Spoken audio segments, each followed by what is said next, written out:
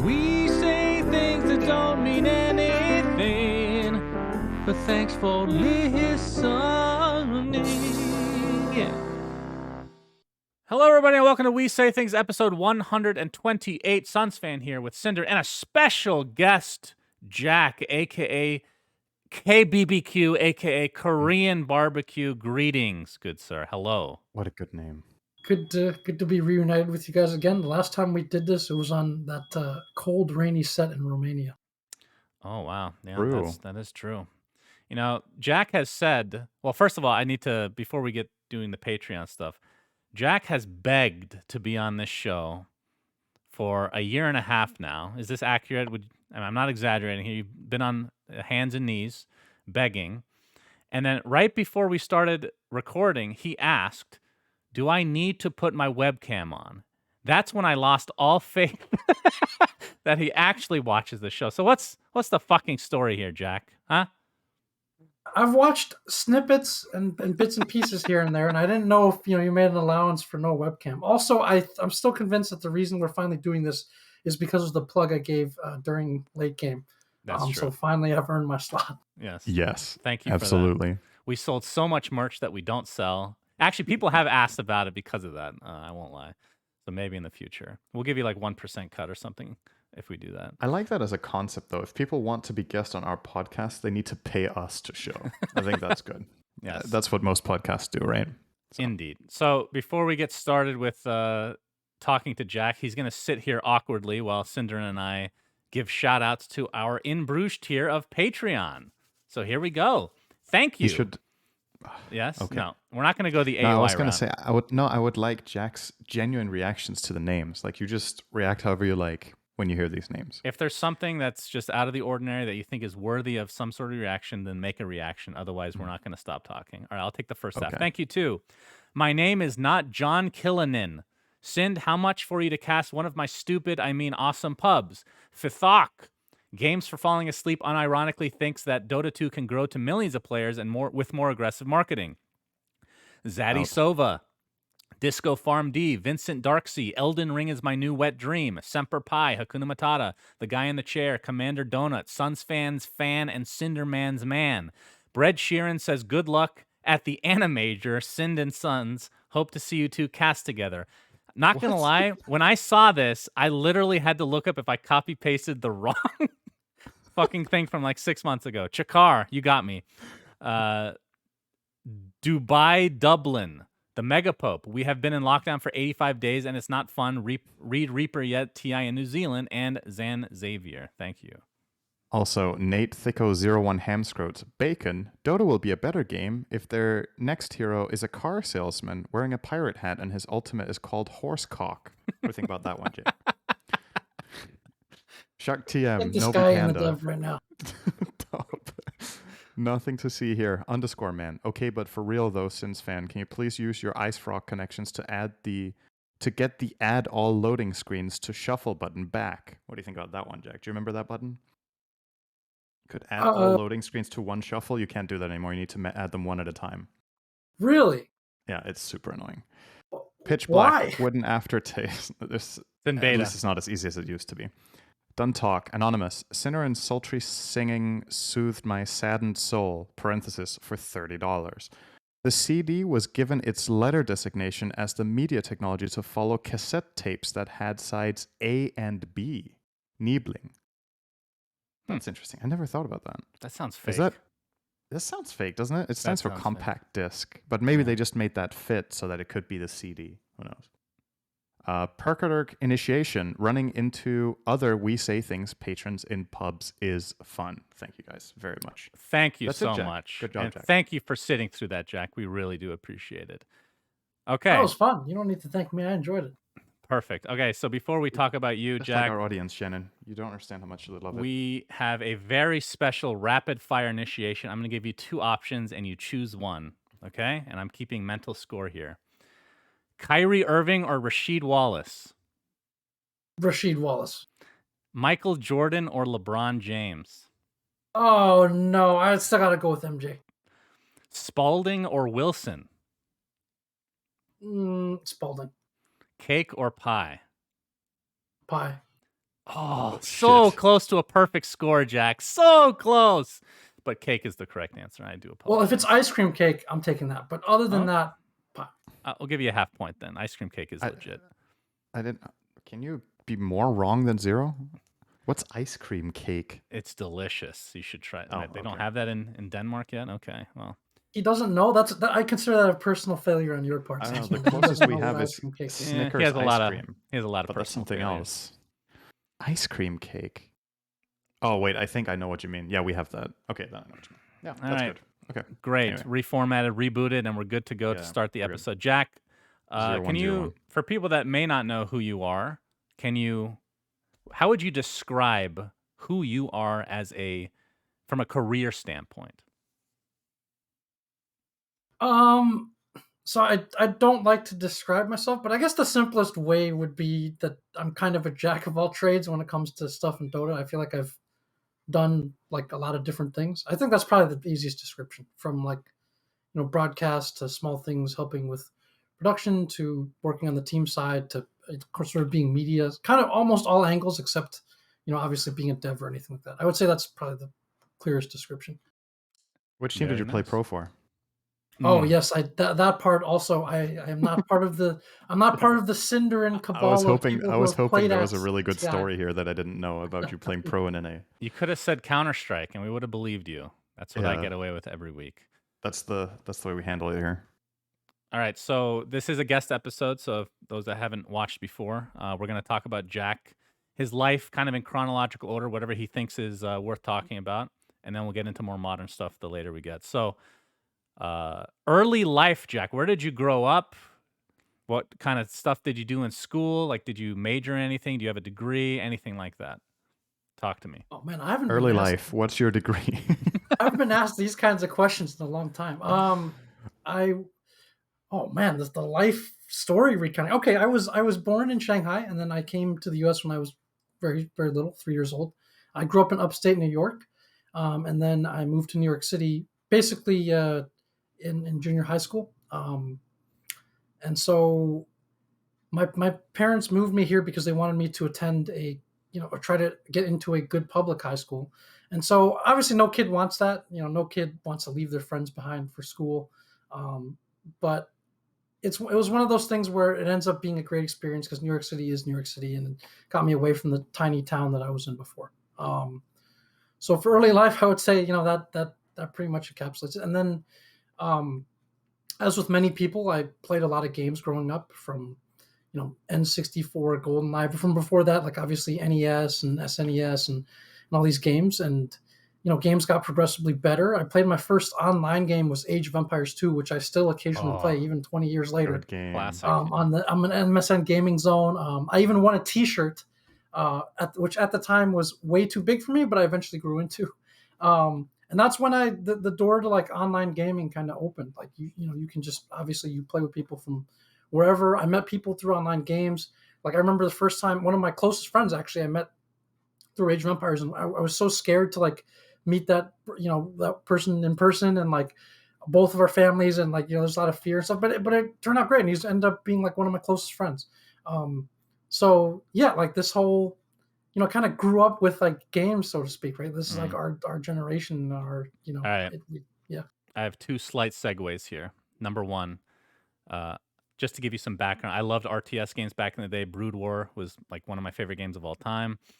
And this is about Jack, not you. AoE 2 was a classic. What do you think of AoE 4? Because my perspective is, I think I'm just over like slow-paced RTS games. Like if StarCraft I can watch. I think StarCraft is still enjoyable, but AoE 4, I don't understand why people are excited about it.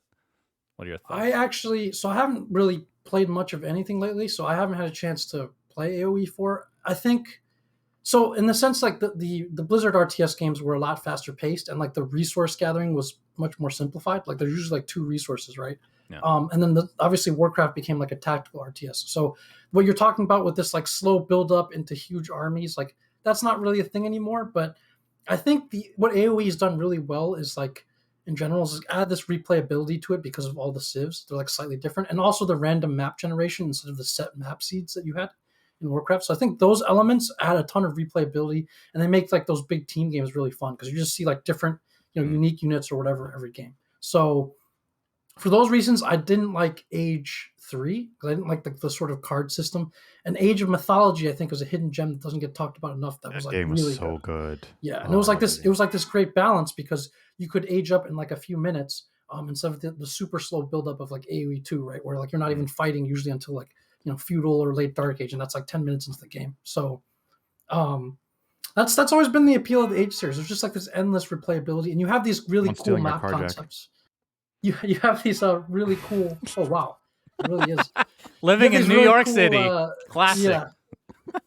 You have these cool map concepts like Land Nomad. I'm not sure if you're familiar, where you just like start off with like scattered villagers and you have to pick a place to build.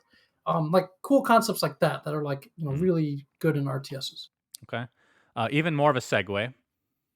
Basketball. I don't have this on the list of things that I said we'd talk about. Of course, we have to. How did you get into it? We absolutely have to. What's your fandom exactly? I kind of know the answer to this, but go ahead. Sure.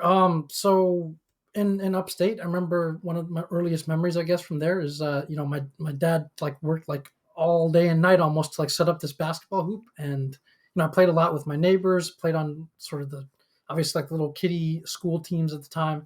I always just loved it, and that was the era of like I would say the golden age of basketball. Like you had the Knicks were good, you had those like the Bulls, obviously, the Dynasty Bulls. It was just like a great time to play and watch basketball. Just the NBA and NBC theme coming up every Sunday was you know what I'm talking about. It was super hype. I still literally I will have dreams of that song.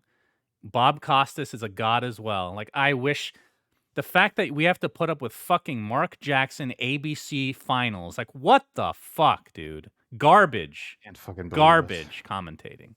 Anyway. Yes, Bob Costas was amazing. But like even all of the even like when they have the Bill Walton, always talking about the big like they just had so much of their own flair. It was just a really fun time. And then teams really had this like identity. You felt like when you watched the Knicks or the Heat or whatever, they had this like identity about them, right? Like there's a lot more physical. So like games like each basket felt much more important because games were grindier. Not this era we're in now where like people just pull up from half court and get. I mean, not this year, but the games have been like 130 to 130. You know what I mean? It's like that's true. There's pros and cons to styles. I know Cinder's really enjoying this topic, by the way. I'm out of. I don't miss like the Detroit Pistons Spurs like lockdown defense. The scores 70 to 68. Those were garbage as well. So it's good to see them come up with some sort of a medium now.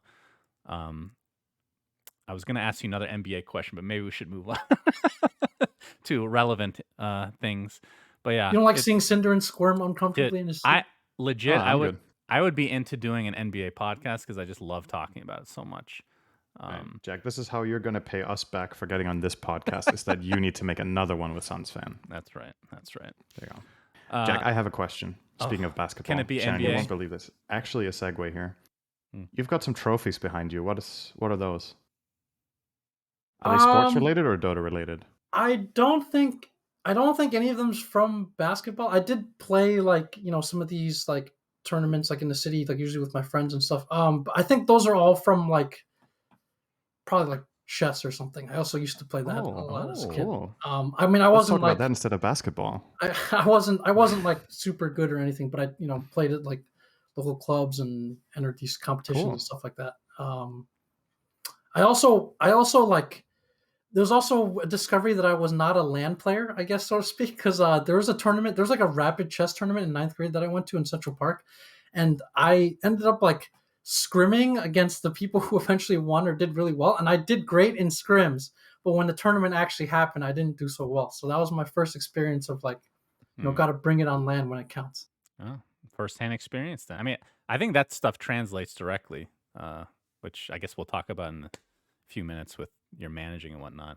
I do want one last note before we move on, though. I remember we played basketball together, Shanghai Major, and I was first of all, I am so out of like I played one game and I didn't play the rest of the week because I was just so fucking fat and out of shape and disgusting. But you were so good. You have like this killer crossover. I think I told you this. You reminded me like your game style was similar to Baron Davis. Would you agree with that assessment? I would, yeah. It's probably a good comparison. You know, he's also a bit round. He's also kind of, you know, like, yeah, I would say there's a decent comparison there. But like same with you. Like, you know, if you don't play for a while, over the years we're just huffing and puffing, can barely get up and Dude, down. I get tired just like warming up to play the game itself. I say watching. Yeah, watching just makes my heart palpitate a lot of the time. Okay, anyway, moving on. All right, how did you get into Dota? Let's start with that. So actually, my friend Maurice, who I was telling you about, who I met through H2, we played Warcraft 3 together, and at some point he was like, "Hey, you should try out this cool game called Dota." And I was like, nah, like, you know, that looks like too much work. There's like 8 heroes at the time or something. I was like, that looks like too much. I'm just gonna keep playing Warcraft 3 ladder. And then I think like a year or two later, I finally like played, and I was like, wow, this game's freaking awesome. So this was back in 2005, 2006. I don't know if people, I mean, it's going to take some crusty old players to remember this, but there was an in-house league just called IHL, the original IHL. Oh, yes. That's the only one I remember. Literally the only one I remember. Yeah, and it was that guy named Ucross ran it. And this league had like all the, you know, like the old school player, like Fear, Dog Kaiser, Merlini, obviously, like those JMC guys. Like it was a really fun time just like playing those in-house games. And they had these two really cool modes back then they played frequently, which obviously one being ARDM and the other was called AR Same Hero. Oh, you know, Right. sorry. There was two. Yeah, that was the ones where it was like really funny because like you'd get all Banes and like nobody knew which Bane was which. The other mode that I thought was really cool that we haven't seen is ARMM, where both teams have the same heroes, but you know, depending on like the skill of like where you want to lane them, things like that. There's like it's mirror heroes, but how you deploy them and how you want to distribute the resources is different.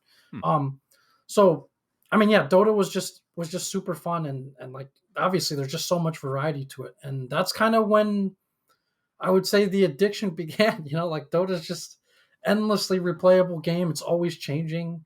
A lot of my gamer friends who I know to this day, we'd play it together. We'd get in those in-house leagues together. Some leagues, I don't know if you remember, like DXD on US West had like a lot of flair to them. Just like all the sort of flaming and all the wit and you know salt that went into that. It was just fun, and that's kind of when like I said, that's when the addiction began.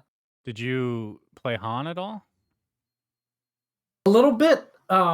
So what I didn't like about Han is I don't know if you remember, but at the time they had like a player skill rating, right? And then when you get into a lobby, they like give you like the balance of like the player skill ratings. And then I found what was really annoying to me is like if you had like a 51-49 or 52-48, the like other team would like refuse to play or like demand. And then like this to me was just like super annoying. It was like, come on, like does everything like either have to be in your favor or be just play the damn game, you know? So I think after that I just went back to Dota, and this was the era of like Dota Cash and THR. I don't remember these things, but this is all like ancient. Yeah. I mean, you had to use an external program to be able to bind your mouse buttons or or bind your items, right, to hotkeys, I believe. Or 3 hotkey. Yeah, you had to use Dota keys or whatever. And this was also around the time when like I really played a lot, and I was like, hey, maybe, you know, can I actually get better at this game? And I remember, so we qualified for this lowly league. He was a pro. I told you. I don't think it was CEVO, but it was like CEVO or something like that. So we made like the pro league because we won like the opens in NA, right? And then one game we played against EG, and I think this at time was like it was something like WTF Mate, Demon, Fear, like something like that. And I remember one of their players wasn't there. Like they literally couldn't make, I think it was Demon. He like couldn't make the match. Of course. So we played them 4-on-5 and they still beat us. And then I think that's when the light sort of came out. I was like, okay, like we're not any good at this game. I mean, like, you get more gold and XP 4v5. I mean, it's not that crazy. I've lost a lot of those games in the past, you know? Somebody abandons early on. Sometimes it's easier depending on the lineup.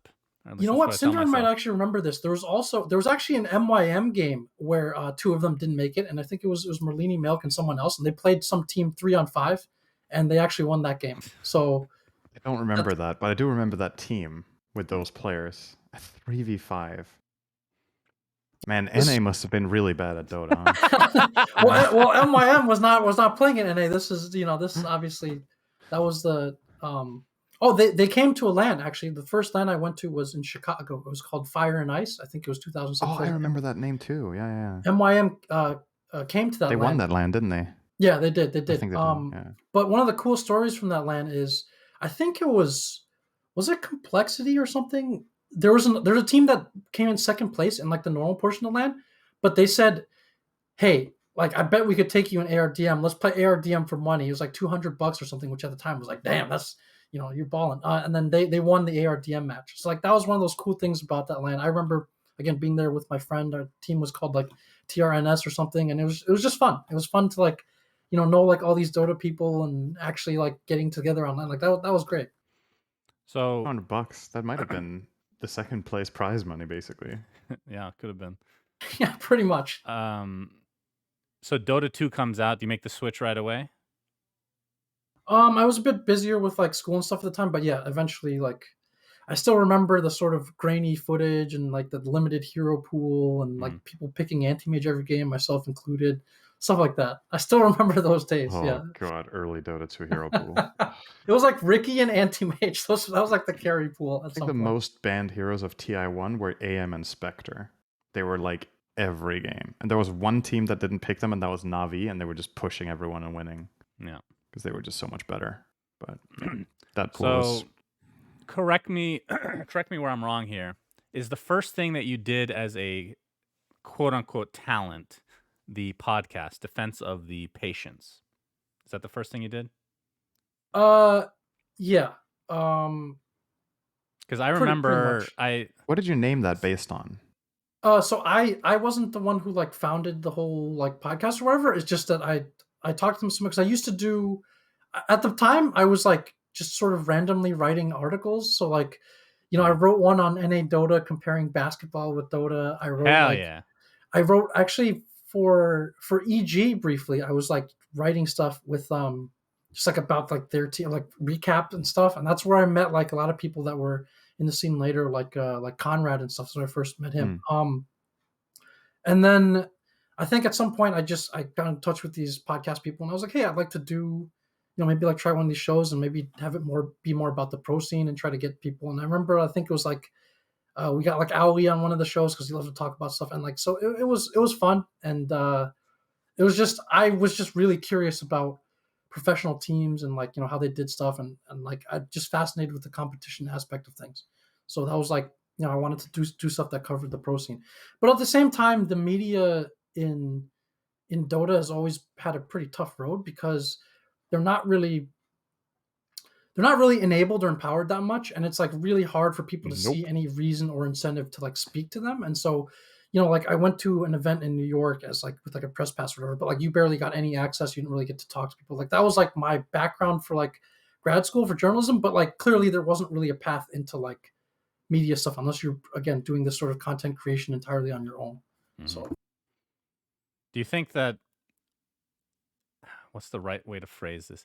Do you think that that is something that will, because that's not how it is in other games, depending, I mean, it depends on the title, obviously, but Dota is kind of in its own bubble, right? As we've talked about so many times. Do you think this is something that will ever change, or is that just something we have to get used to? I think you're starting to see it. I mean, I think it's been better, so to speak, for other games, but if you look at like traditional sports and like the sports media, it kind of grew out of this like symbiotic relationship, right? Like they're covering the games, at the same time they're helping to promote and grow the games. And that's how it is today. It's like you have all this 24/7 sports media coverage that helps to grow the game and keep people interested, and it's like it's a symbiotic relationship. But in Dota, that doesn't really exist, because there isn't really much value placed on like the promotional aspect of it. And then again, players and teams have like no incentive in the age of social media to talk to anybody else, to give them your stories, when they can misrepresent you, when they, maybe don't do it as well. If you don't have people who are professional about it, why not just go and do it yourself, or hold on to the value of it yourself? That's a social media thing in general. When you can, one tweet or one Instagram post away from promoting yourself, why would you let somebody get all this access and time and attention doing it instead?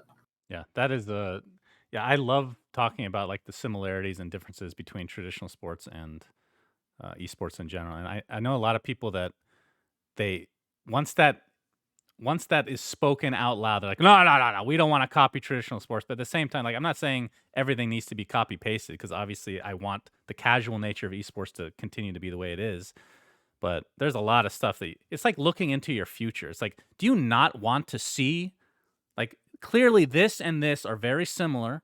And if you go back in time and look at what traditional sports did and how that grew, you could literally just skip steps and do that. But people are just so fucking stubborn, really bothersome. It also seems like players don't necessarily understand the inherent value of having a brand because they're not going to play forever, right? Like, being you can get, I guess, kind of far by just being a superstar, but for a lot of players that doesn't necessarily happen. And then having that media side could get you like side gigs, or maybe something you could transition into when you do retire. Especially some of these players, quit their education. Maybe they finish high school and that's it. They don't have like any sort of degree. So when Dota's over, that's been a path for some people, right? Like getting into team management, or joining an org in some sort of capacity, or becoming talent, or whatever it is.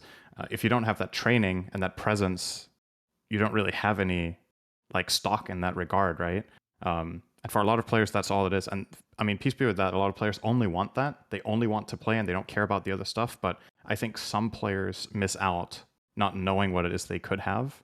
And you're seeing a lot of players actually kind of discover that about themselves when they get into streaming, right?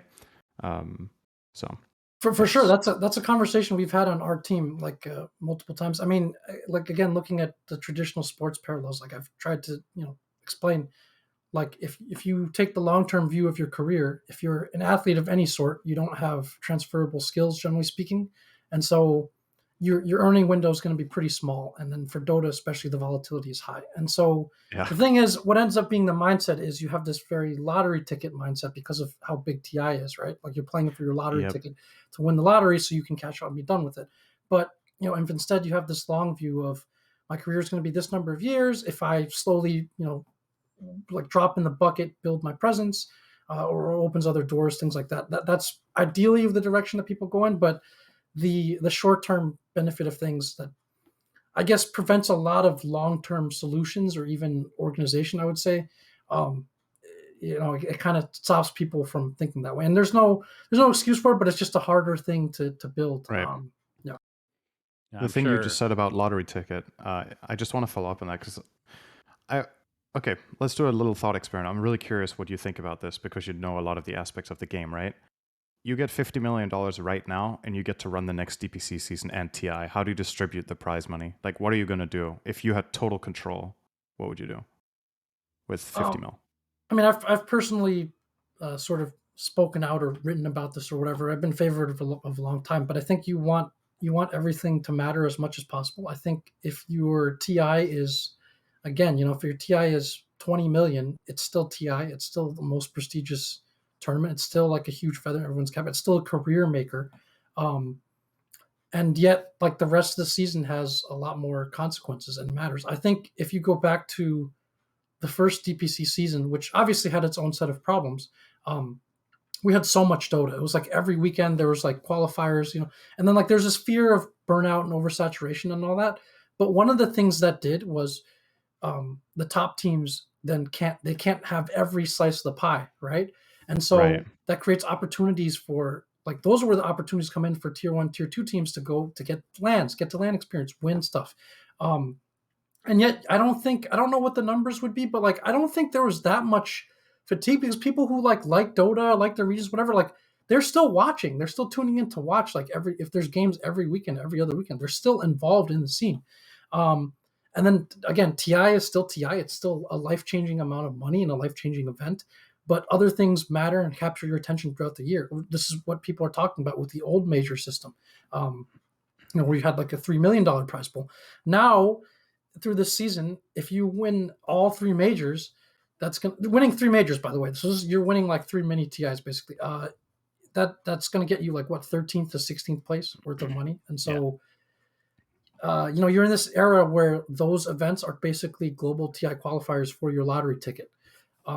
I think obviously some things have gone in the right direction, but I think if you want a scene that's like healthy, it has a lot of exposure year round and has opportunities and upside for people.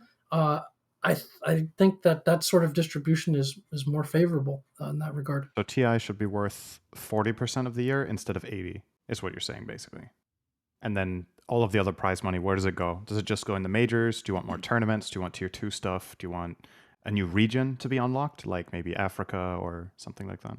I think for regions, obviously it depends on sort of player base. I think one thing I would advocate for, admittedly somewhat selfishly, but for like realistic reasons, is maybe there's like a slight adjustment to the regional prize pool just based on like living standards. Because if you have the same across the board, like obviously that's a lot more appealing in South America or Southeast Asia than it is in NA, where it's like Right. minimum wage or less. But obviously there's self-motivated interest there. Mhm. I would say like beefing up obviously those circuits and also like the majors, because again, what you're doing right now with this major system is you're also saying that third-party events are going to be like kind of squeezed to the side. Like most of them you saw were the big ones are going to be like post TI qualifiers, right? Because the DPC is still the end all be all because it's still built all around TI.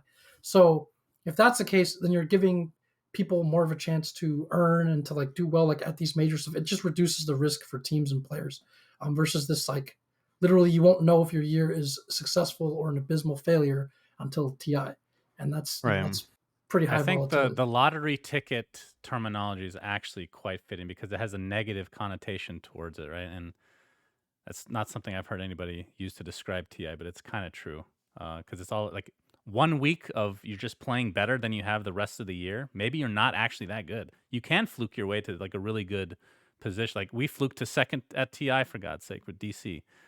And something that Cinder and I have brought up before is if the whole idea is trying to break the record every year, that's fine if that's actually what is like really important for Valve, but then just cap it for $1,000 more than last year, and then the surplus goes towards the rest of the year for DPC, which maybe the first year wouldn't be that much, but if you're going to continue to like milk the community for all this money, then you might as well distribute it accordingly at a certain point. I think we also agree, Shannon, that to an extent, TI's size is, or well, the size of the prize pool is something that Valve is largely in control of. I think we both agree that if they wanted to, they could make another 10 million on that prize pool.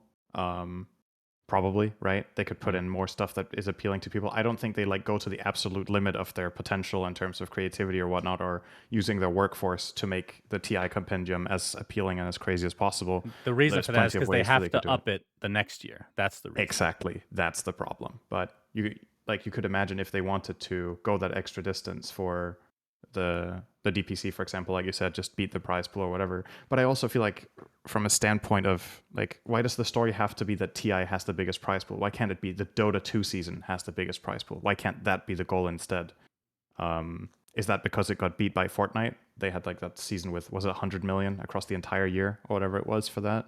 I seem to remember there was like this insane Fortnite season at one point. It's divided by God knows how many tournaments, right? So yeah. Of course, yeah. But yeah, we've talked this to death on this podcast. I know you don't watch our podcast, Jack, and that's fine. But yeah, I think we're very much in the same boat here. All right, I think honestly, everyone we talk to seems to agree about this, except right? Valve. Every player we've talked to, except the people who matter. Yeah, it's interesting. Okay, we did skip ahead a little bit, so let's backtrack slightly, and we'll continue to talk about this stuff. But so you went from the podcast Defense of the Patients to translation. You did a lot of translations for tournament. This was before you were talent, and then it kind of turned into you being talent. But talk about the translation jobs that you got early on. How were those?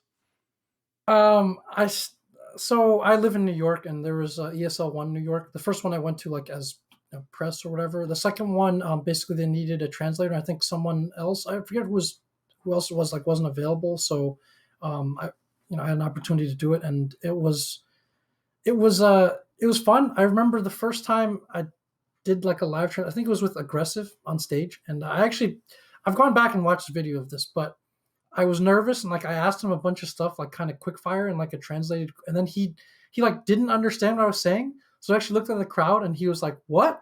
He said, "What?" And then like the crowd started laughing, and I remember being there. Like at first, I was like, "Oh crap!" I really messed that one up, but then I also felt like okay, I made a pretty big, mistake, and the world didn't end. I'm still here, so why not? Let's just keep going. So that was just really exhilarating and cool for me because I never really did much public speaking and stuff, and it was like it took some of the pressure off. It's like, okay, I can mess up, and of course that was nowhere near the biggest foul up that I had like doing translation, but that's basically how it started. And then through that, I got to know some people obviously who were working in the scene, and that's when I only don't name them or credit them because I'm not sure if they want to be publicly exposed.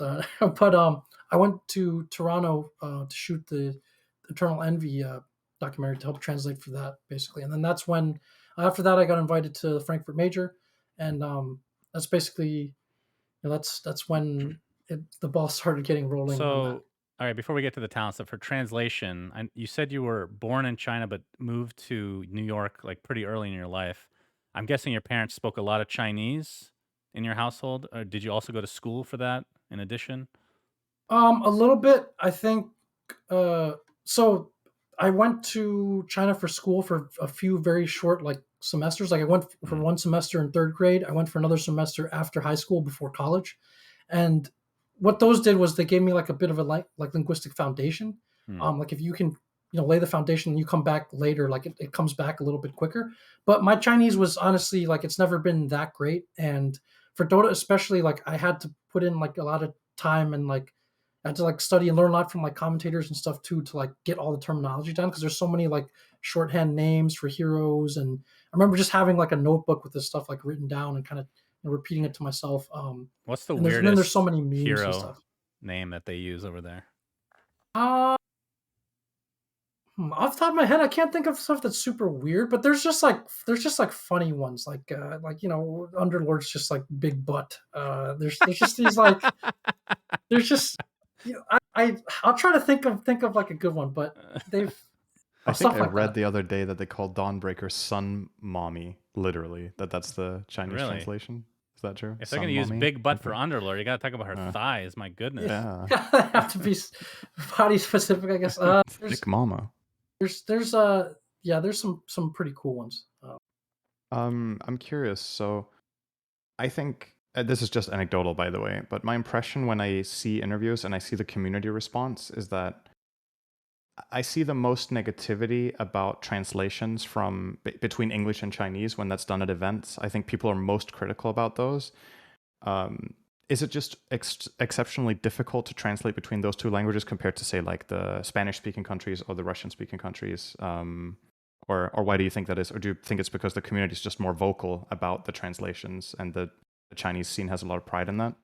That's a good question. I'm really glad you brought that up because I've never really talked about this publicly. I think one for sure there's a big like Chinese speaking community, and a lot of times like how like Reddit or forums go, like they can be very critical about like micro things.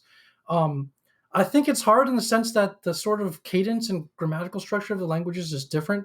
So like so when you're translating, you don't just take like the words and stuff. You have to like kind of reverse the structure and rephrase things so that it sounds like it makes more sense.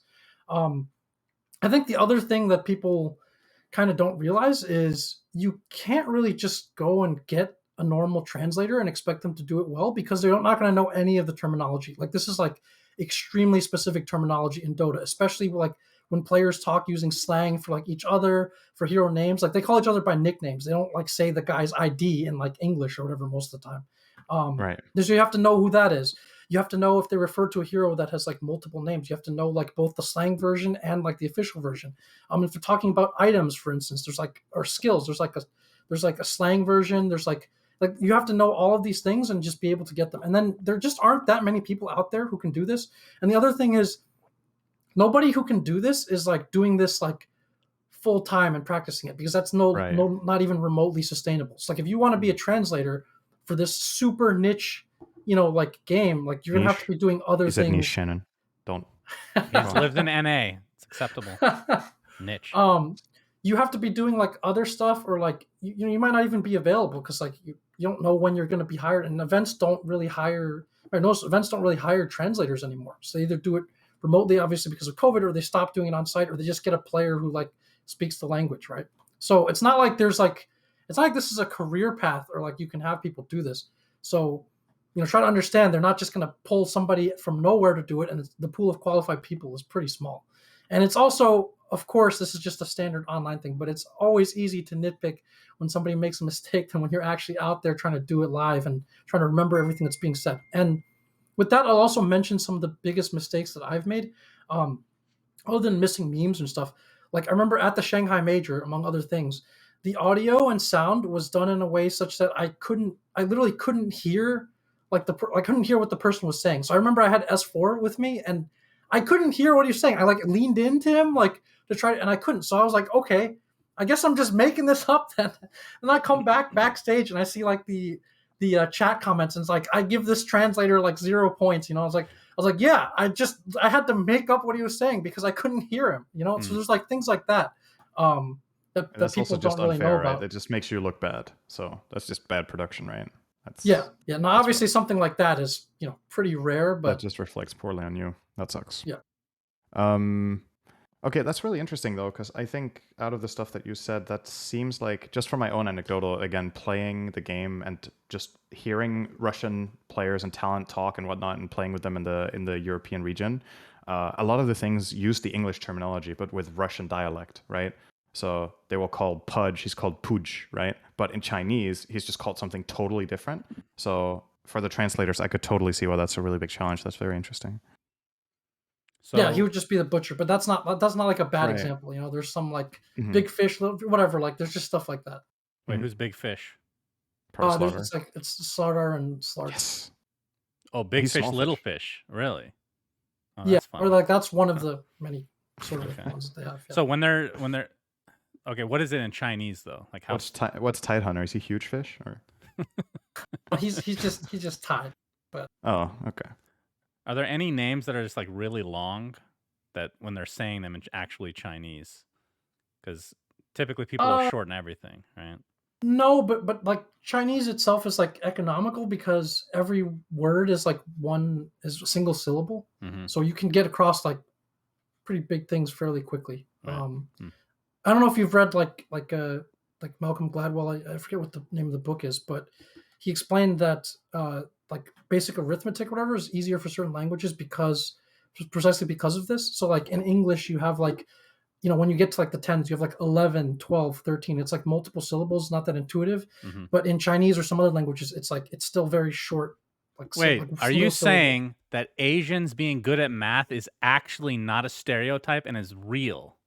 It's I wouldn't say as broadly as being good at math, but like for like simple arithmetic across like a small scale, there's like the speed and like compactness and efficiency of language does make a difference because it's easier to conceptualize those numbers when you have like a single syllable. Right. Do you speak any other languages? Not unless you count Shanghainese, which is a dialect of Chinese, as a separate language. I see. Yeah. Okay. Well, maybe on your resume you can put that. It looks more. Well, I've been told that my Shanghainese sounds more authentic than my Mandarin, to the point where I can, get away with getting into a cab and the Shanghainese guy won't take me for a ride because he knows I'm not from there.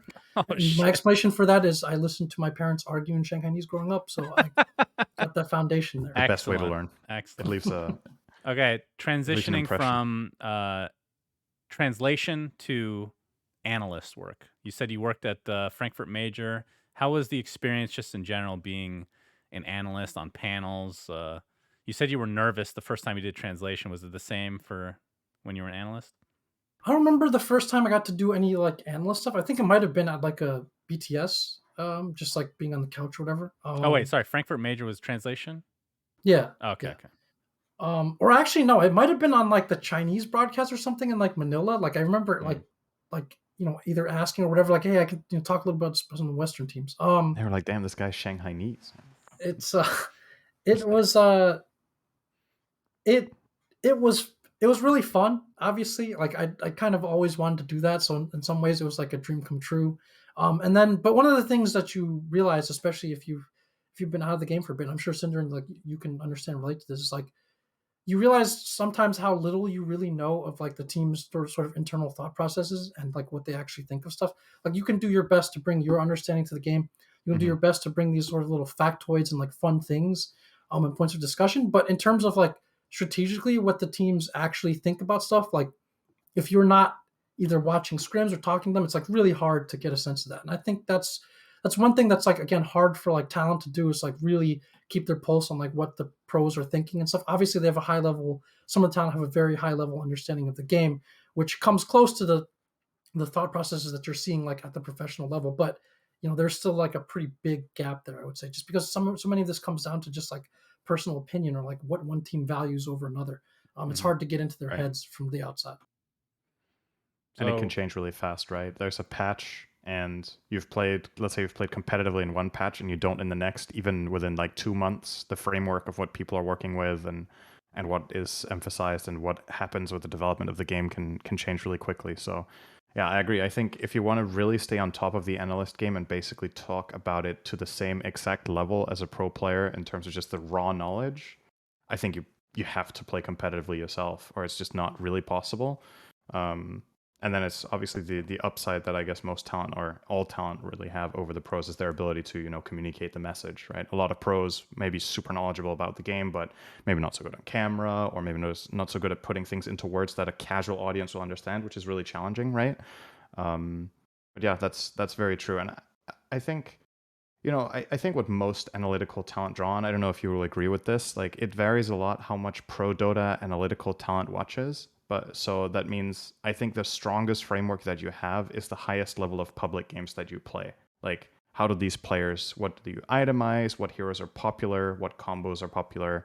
How do people play the map? But obviously it is different on a pro level, but that's still like, that's a good framework. And then you try to combine that with what you see in the pro games.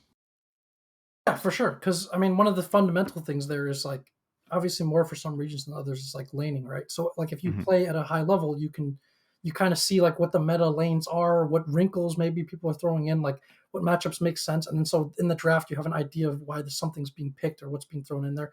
And then obviously high level pub games, you're going to see like some quirky stuff from time to time. You're like, oh, I saw this idea from like a pub, or I saw someone try this in a pub. And so, like it makes sense in the game. So yeah, for sure. Like obviously the people who are high level players and have that understanding, I would say probably have an easier time keeping their pulse on what's going on. Any noteworthy tournaments that you remember being an analyst? Cough. Captain's draft. Cough. That was fun. It was cold, but it was fun. It was just, again, it was great to just have it. Was that the last? No, it was. I was going to say, was that the last event in North America that had a live audience? Yes. What else has there been? Well, one of the summits had like a small one, but it wasn't like an open venue. Doesn't count. Okay. All right. Well, you know what? Us, Jack. It was gonna be the ESL major before COVID, right? Like right when COVID hit. I forgot. Yeah. That was it was like 2 days before major in NA. the European flights. Oh my god, I totally forgot that. And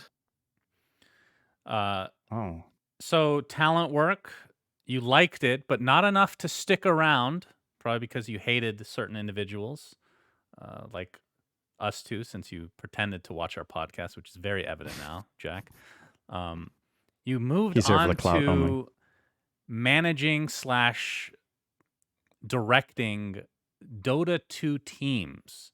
So I believe the first one was VCJ Storm, right? With Jeremy Lin. I need to hear all about this. How that happened. How did you get in contact with him? Well, it was a good 20 minutes without basketball. It's intertwined this time, all right?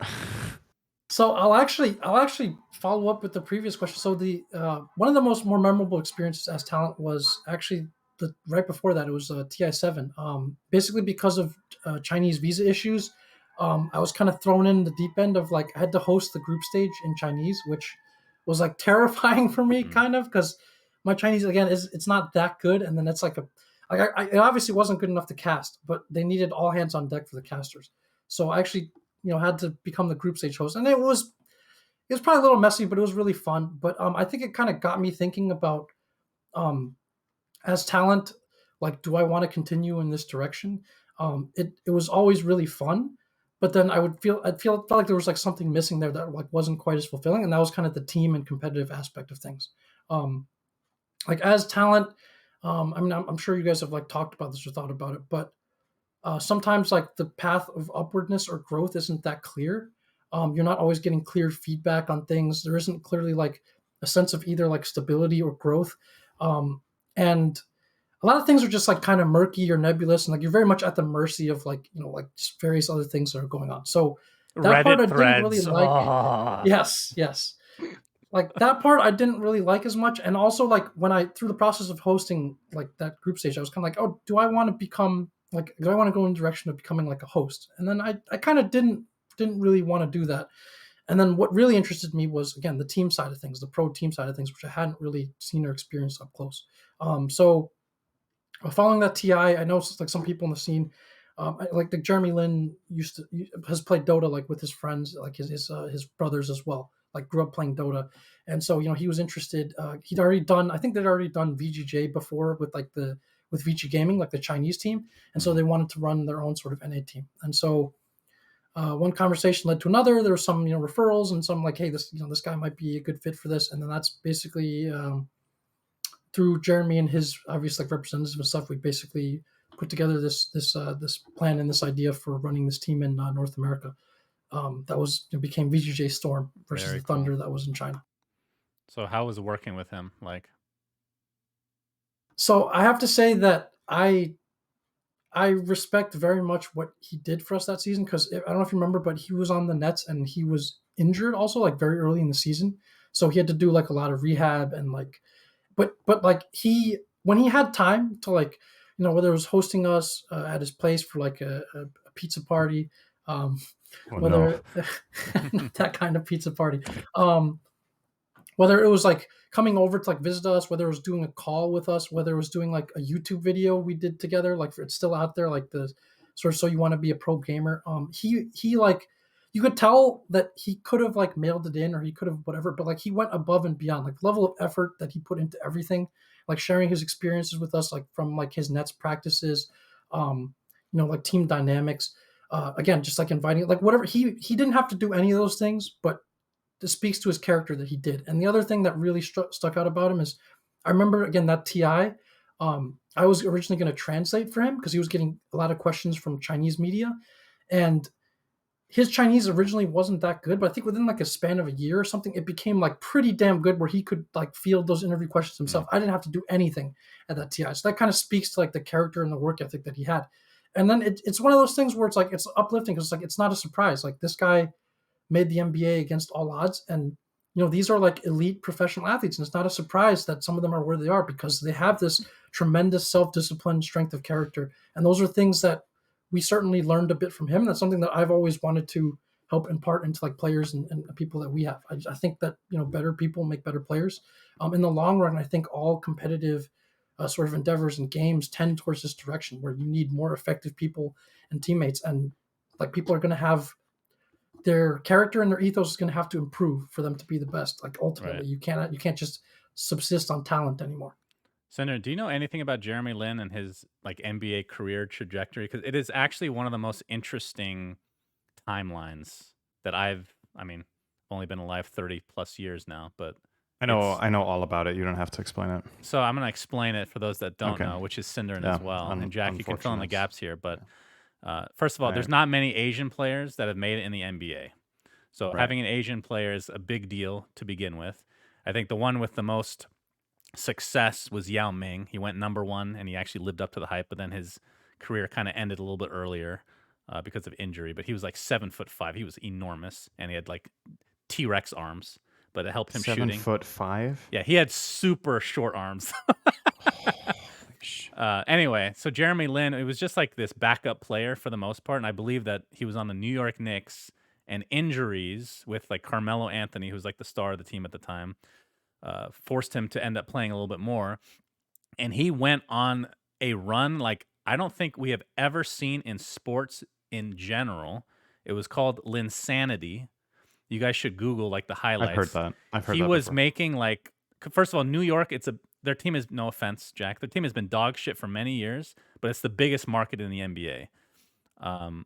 But he was hitting like last second buzzer beater shots repeatedly for like, I think it was like a month and a half to 2 month span, and it was like front page news of every fucking sports. And this is like a bench player that nobody had even really heard of before. So overnight became a household name. and didn't end up signing with the Knicks because he was they didn't agree on the contract. But he went, I think, to the Hawks, if I'm not mistaken. And for the It's like most the part, Rockets or something, but yeah. oh yeah, the Rockets. Sorry, and But I for the digress. most part, he just kept getting injured over and over, and just never really found his footing. Like he became a pretty decent backup, I think, for Toronto and a couple other teams, but he just bounced left and right to a lot of teams. And I think he's playing in China now. Is that right? Or he was. That's the last He I did heard. last year, but it was this. I mean, it was this kind of like meteoric rise, like kind of Cinderella story, and then he got injured, and then his career kind of like leveled off after that, and then there were injuries and stuff, and it was, but it was just this thing where he went from like an unwanted player who's sleeping on a teammate's couch on like a 10-day contract, was about to be cut, to becoming probably the most famous person on the planet like a week or two later. Yeah. To like a string of really good games. So it was a crazy sports story, and obviously, like you mentioned, New York is like the biggest media market in the world, and the Knicks are always starved for success and relevance. So it's suddenly like the Knicks mattered again for that brief stretch. Then Dolan made sure to not continue with the success. Okay. Unlucky. So back to Dota, much to Cinderen's excitement. So VGJ Storm, Oh. take us through kind of the teams that you've been involved with up to the present point and your experiences. So VGJ Storm, so that's where the origin of the Quincy Crew name comes from, because we were on Team House in Quincy Street in Brooklyn. Mhm. That was probably the most interesting year by far, because we went through, like we had everyone from like Ritsu to BSJ and Monkeys on our roster. We went through a couple of Ritsu. different, yeah, we went through. I mean, at the beginning there was already like a roster signed before I came aboard, but it became this thing of like, like Ritsu, I think, left with, like, we qualified for a tournament and he left like a week later to like go to like another team or something like that. Yeah, sounds like him. Yep. There Classic. it was a lot of learning about sort of what you can and cannot do, like the actual internal dynamics of a team, how you can potentially influence things, how you can try to empower and enable people. Obviously conflict resolution. It was just like everything from doing all the small stuff that you would have to do to just like how to deal with people in a team, and how to try to get the most out of them and try to manage some of the many issues that come up. It was really interesting, and we went through. We ultimately like basically had to drop that team, and like you learn so much about people through this process. Like you learn, it's Dota's so intense, and you learn how people deal with the highest of highs and the lowest of lows. You learn how people deal with, again, extreme conflict, extreme disappointment, um, like finding out if this balance in their life is worth it for them. If like not everybody can be in this basement on Quincy Street grinding it out, like playing like 3 qualifiers sometimes in one day. You also learn about things like the difference between like bigger teams and organizations, like the sort of upper hand they get in some of these tournament situations. Just all kinds of stuff like that. And then finally, halfway through that year, basically, is when we signed the SVG team that became the VGA Storm team that finally like had some success, won a LAN, came in second at a major. And that was like a whole other bucket of stuff. Like we had players of like very different, I would say, like reputation and like level of achievement, because this is the year after Rezo came in second. So like Rezo came in as like he had just been on OG. He came in as like a very established player. So there were like certain like dynamics there that didn't exist on the previous team. Things like that. So it was a really interesting year. And then at the end of that year, basically, is when I decided that instead of being a team side, like quote unquote director or manager, I wanted to be on the player side instead, because obviously like I think like a strong core of a team is like the most valuable asset that you can have in Dota. Like if you look at the organizations and stuff that have been built, they've been built around successful captains, good captains, basically, because they have the ability to always build teams no matter what, and their teams are always going to be good. And that leadership component is so rare and so important. And so that is what I considered SVG to be, and I still do. He's like a very good person, extremely high character, very good self-discipline and like standards, treats people very well, like extremely intelligent person, like emotionally, and obviously like when it comes to like IQ and processing and stuff too, and a good player. So that's when I decided, hey, I'm going to work on the team side, because the player side, because the team side is so volatile, and like despite that year with like the big changes, we were not really able to keep our head above water. Like just almost nobody in Dota is. I don't know if a single Dota team is, to be honest. Like you have to like pretty much win TI. So I was like, okay, I'm gonna, I want to be on the player side, and that's when it started the sort of odyssey of it became Forward Gaming the next season. We were taking in like a bunch of different offers, and this one looked intriguing in terms of both freedom that they offered and like autonomy. That was again just a whole other type of situation to deal with because you're dealing with like foreign ownership and investors. I won't name names, but there was one investor who was like, there was like sort of, I would say like a hidden condition almost. Like he was like a really big fan of like Rezo, and I think he gave him sort of like special treatment in some ways, and those things are like not always good for the dynamics of the team. So there were things like that to deal with. I feel like I don't know. I feel like I might want to stop here and see if there's like I might have run over some stuff, but yeah, that was basically a totally different year. Expectations were very high for us. So that was a factor that we had to deal with all of a sudden, like from a team that nobody expected anything of to this team that, you removed Snake King and you got Universe, like one of the most accomplished players of all time. So your roster should be like a stone cold, like top 6, top 8 type of team. And then so the importance of dealing with expectations, I would say the importance of fit within teams instead of just like raw star power was like a major lesson that year. So I think our players just didn't fit that well. And things like that, like dealing with like, again, just being in the spotlight, having things expected of you, and then just how thin the margins are sometimes. Like so often you're literally 1 or 2 games away from a tournament being considered a successful or acceptable run to like everybody's in their room and you're ready to disband. And like I'm sure Cinderin like understands this. Like the margins are so thin. They're quite thick for Cinderin. Let's be real. By the way, backtracking a bit, I completely agree on SVG, known as LOA now. What does LOA stand for, by the way? Is that public knowledge yet? I almost feel like because he's not playing now, I almost feel like this is like in bounds, but I'm gonna respect it and just I'm still not gonna. If you guess it, you guess it. I actually successfully guessed it, not to toot my own horn, but I'm not gonna reveal it publicly. Okay. Leader of America. Yeah, that's. I don't think something so. I think Avery's sophistication is above that. Is he taking a break or what? What's the deal? He's exploring some other options. I don't think he's gonna play in the short term. I think he might not play again, but then again, that's what we thought when he retired too. So Lighthouse of Avarice. So a little bit more highfalutin, but not quite. This last year and a half, I think COVID came at a bad time. Well, came as a bad time for everybody, but in terms of like career wise, you guys were doing really well in the NA scene, and obviously TI being postponed, I think hurt you more than a lot of other teams. And then the majors came. The first major, MSS, got COVID, so you had to have a stand-in. You guys didn't do well there. Second major, Ana major, you did. You got first in, I believe. I'm just going off of memory. I think you got first in NA region, so you got upper bracket immediately, right? So you got top 6, I want to say. Is that right? Yeah, we had that kind of wild game 3 against Noping. We cast that. Yeah, you guys. Yeah, that's right. I remember your comments. This is the real reason I'm here. I'm here to just take vengeance upon you guys.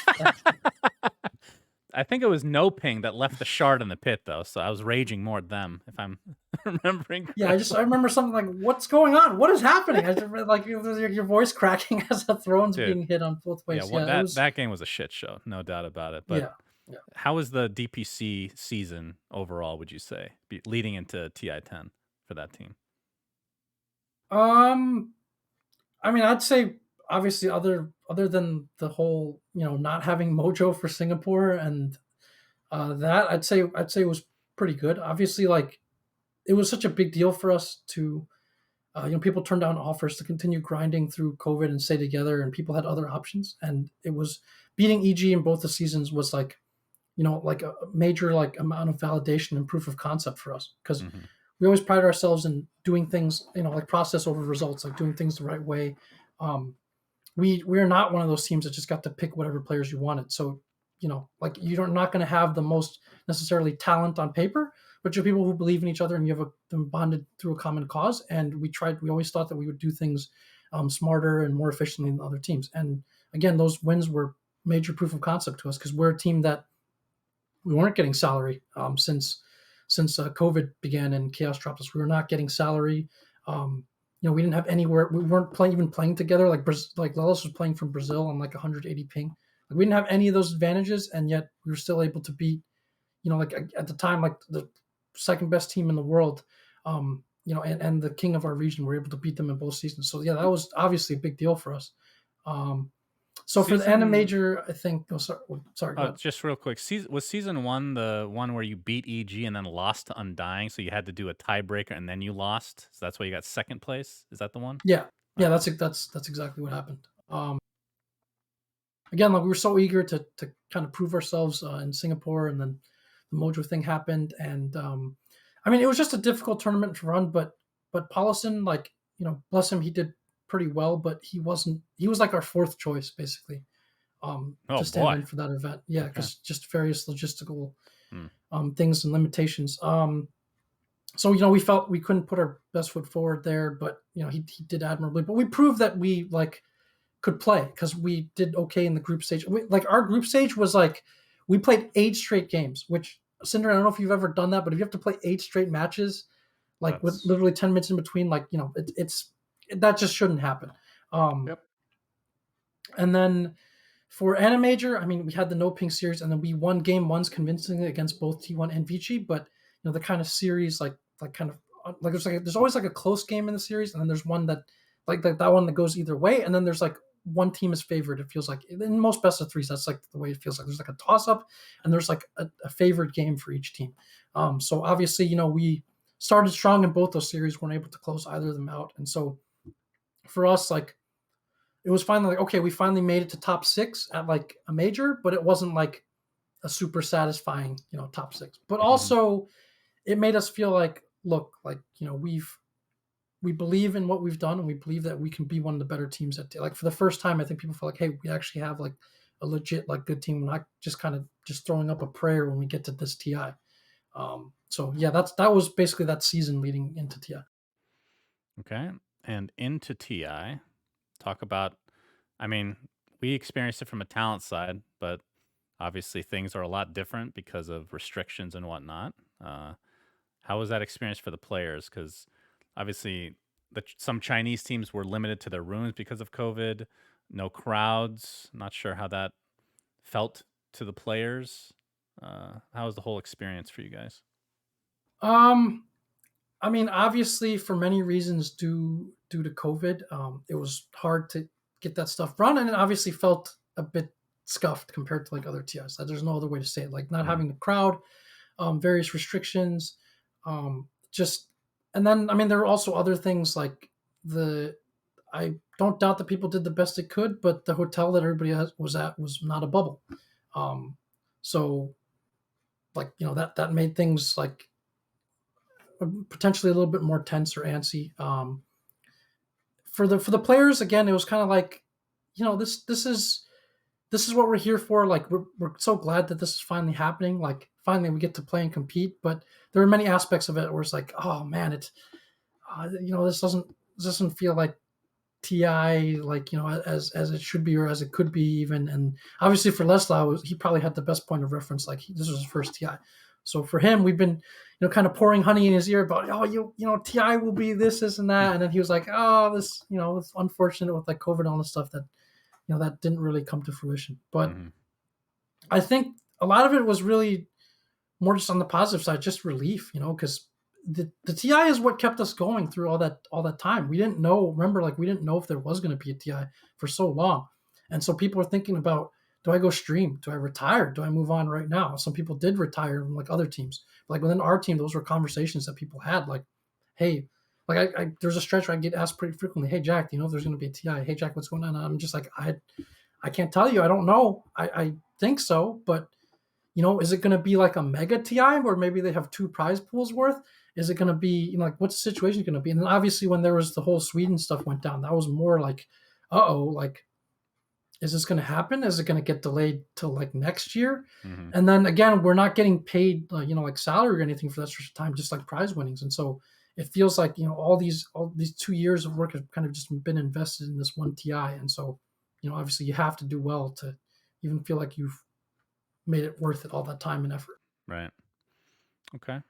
Yeah, I do want to talk about the dynamic of kind of, well, we'll get to that in a bit. First, new Quincy crew roster. Congrats. Actually, before you go there, Shan, if I can quickly. Sure. 'cause I think this is interesting because it kind of ties in with something you said earlier about dealing with high stress and high pressure situations and dealing with loss. The group stage did not go well for Quincy at that event at all, right? Things were looking really, really grim.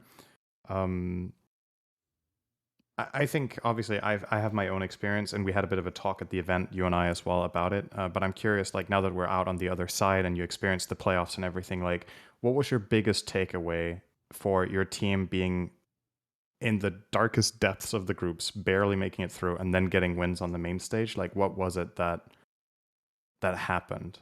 How did you pull yourselves back up? And is there some sort of lesson to be learned there for future teams? Yes, absolutely. That was I'm really glad you brought that up.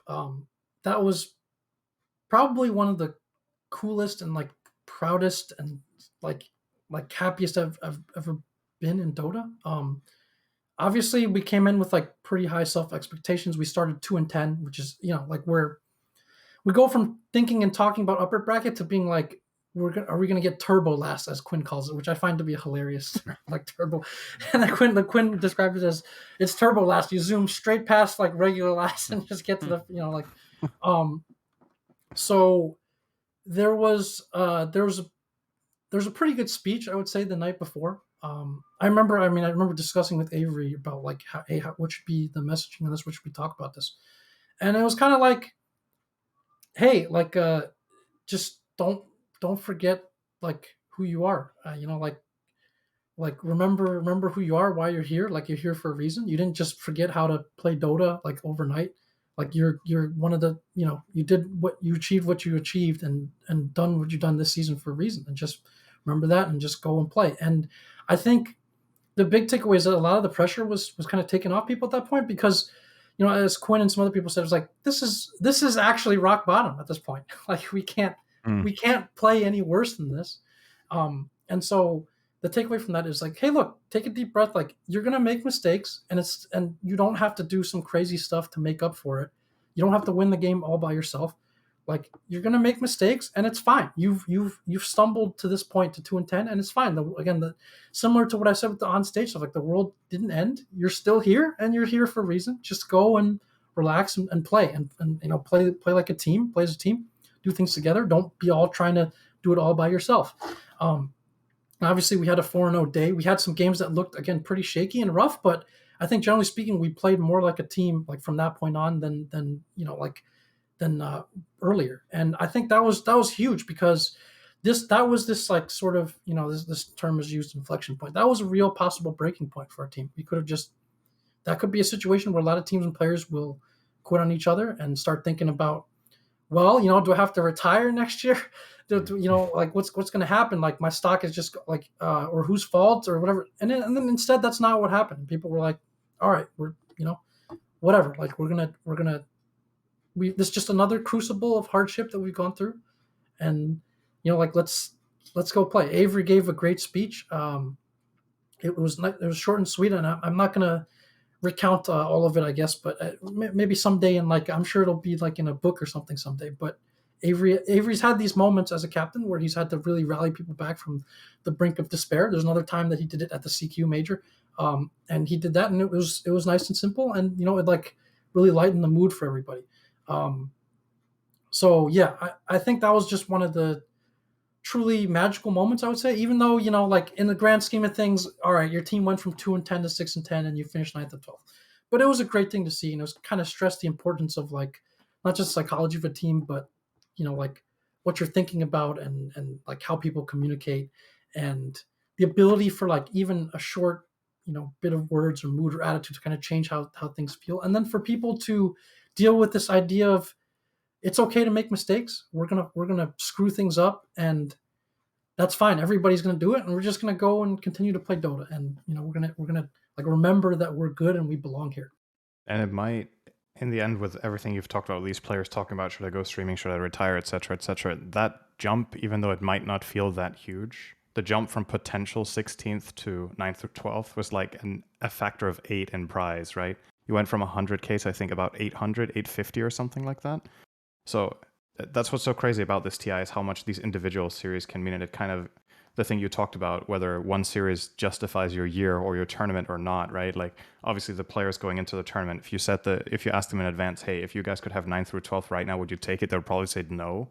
But when you looked at where you were, relatively speaking, that must have been a huge relief, on the bank account for the players too, right? Like maybe some of the players are playing this season because they didn't get last. Like maybe they would have quit.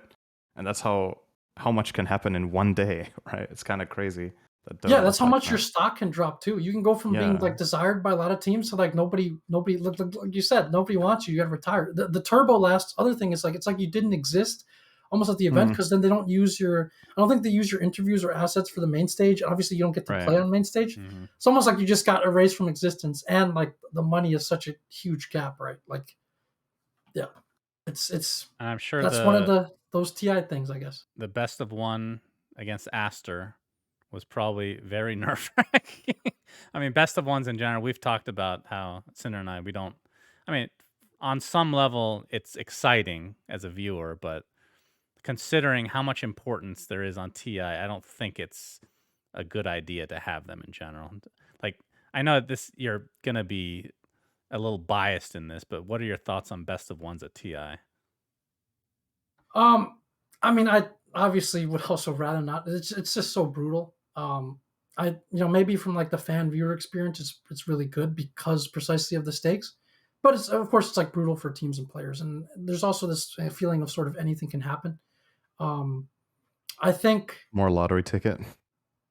Yeah, I just think one of the things that some people talked about was sort of the difference between upper and like lower bracket. Like somebody like ran the numbers of like if you had a team that had like a 50% chance to win, they started upper versus lower. It's like an astronomical difference. And to have that also be a best of one, it just it's like every team that's won TI has come from the upper bracket. Not that there's anything wrong with that, but like it's so rough, and then now you're throwing a best of one on top of it. But I will say that again, the group stage and how we finished that carried over very much into that game. When you're in the manager or coach room or whatever, you can hear the comms of the players. They like play like the comms of the team to you, and so the whole Aster game, like it was just some of the most calm, in zone, goal oriented communication that I've ever heard. Like especially from our team, it was just like, okay, we can give up this Rax, it's fine. Okay, we can give up that Rax, it's fine. We're getting something in return. We're just like, just wait. This is our win condition. This is what we need to win the game, and then that's exactly what happened.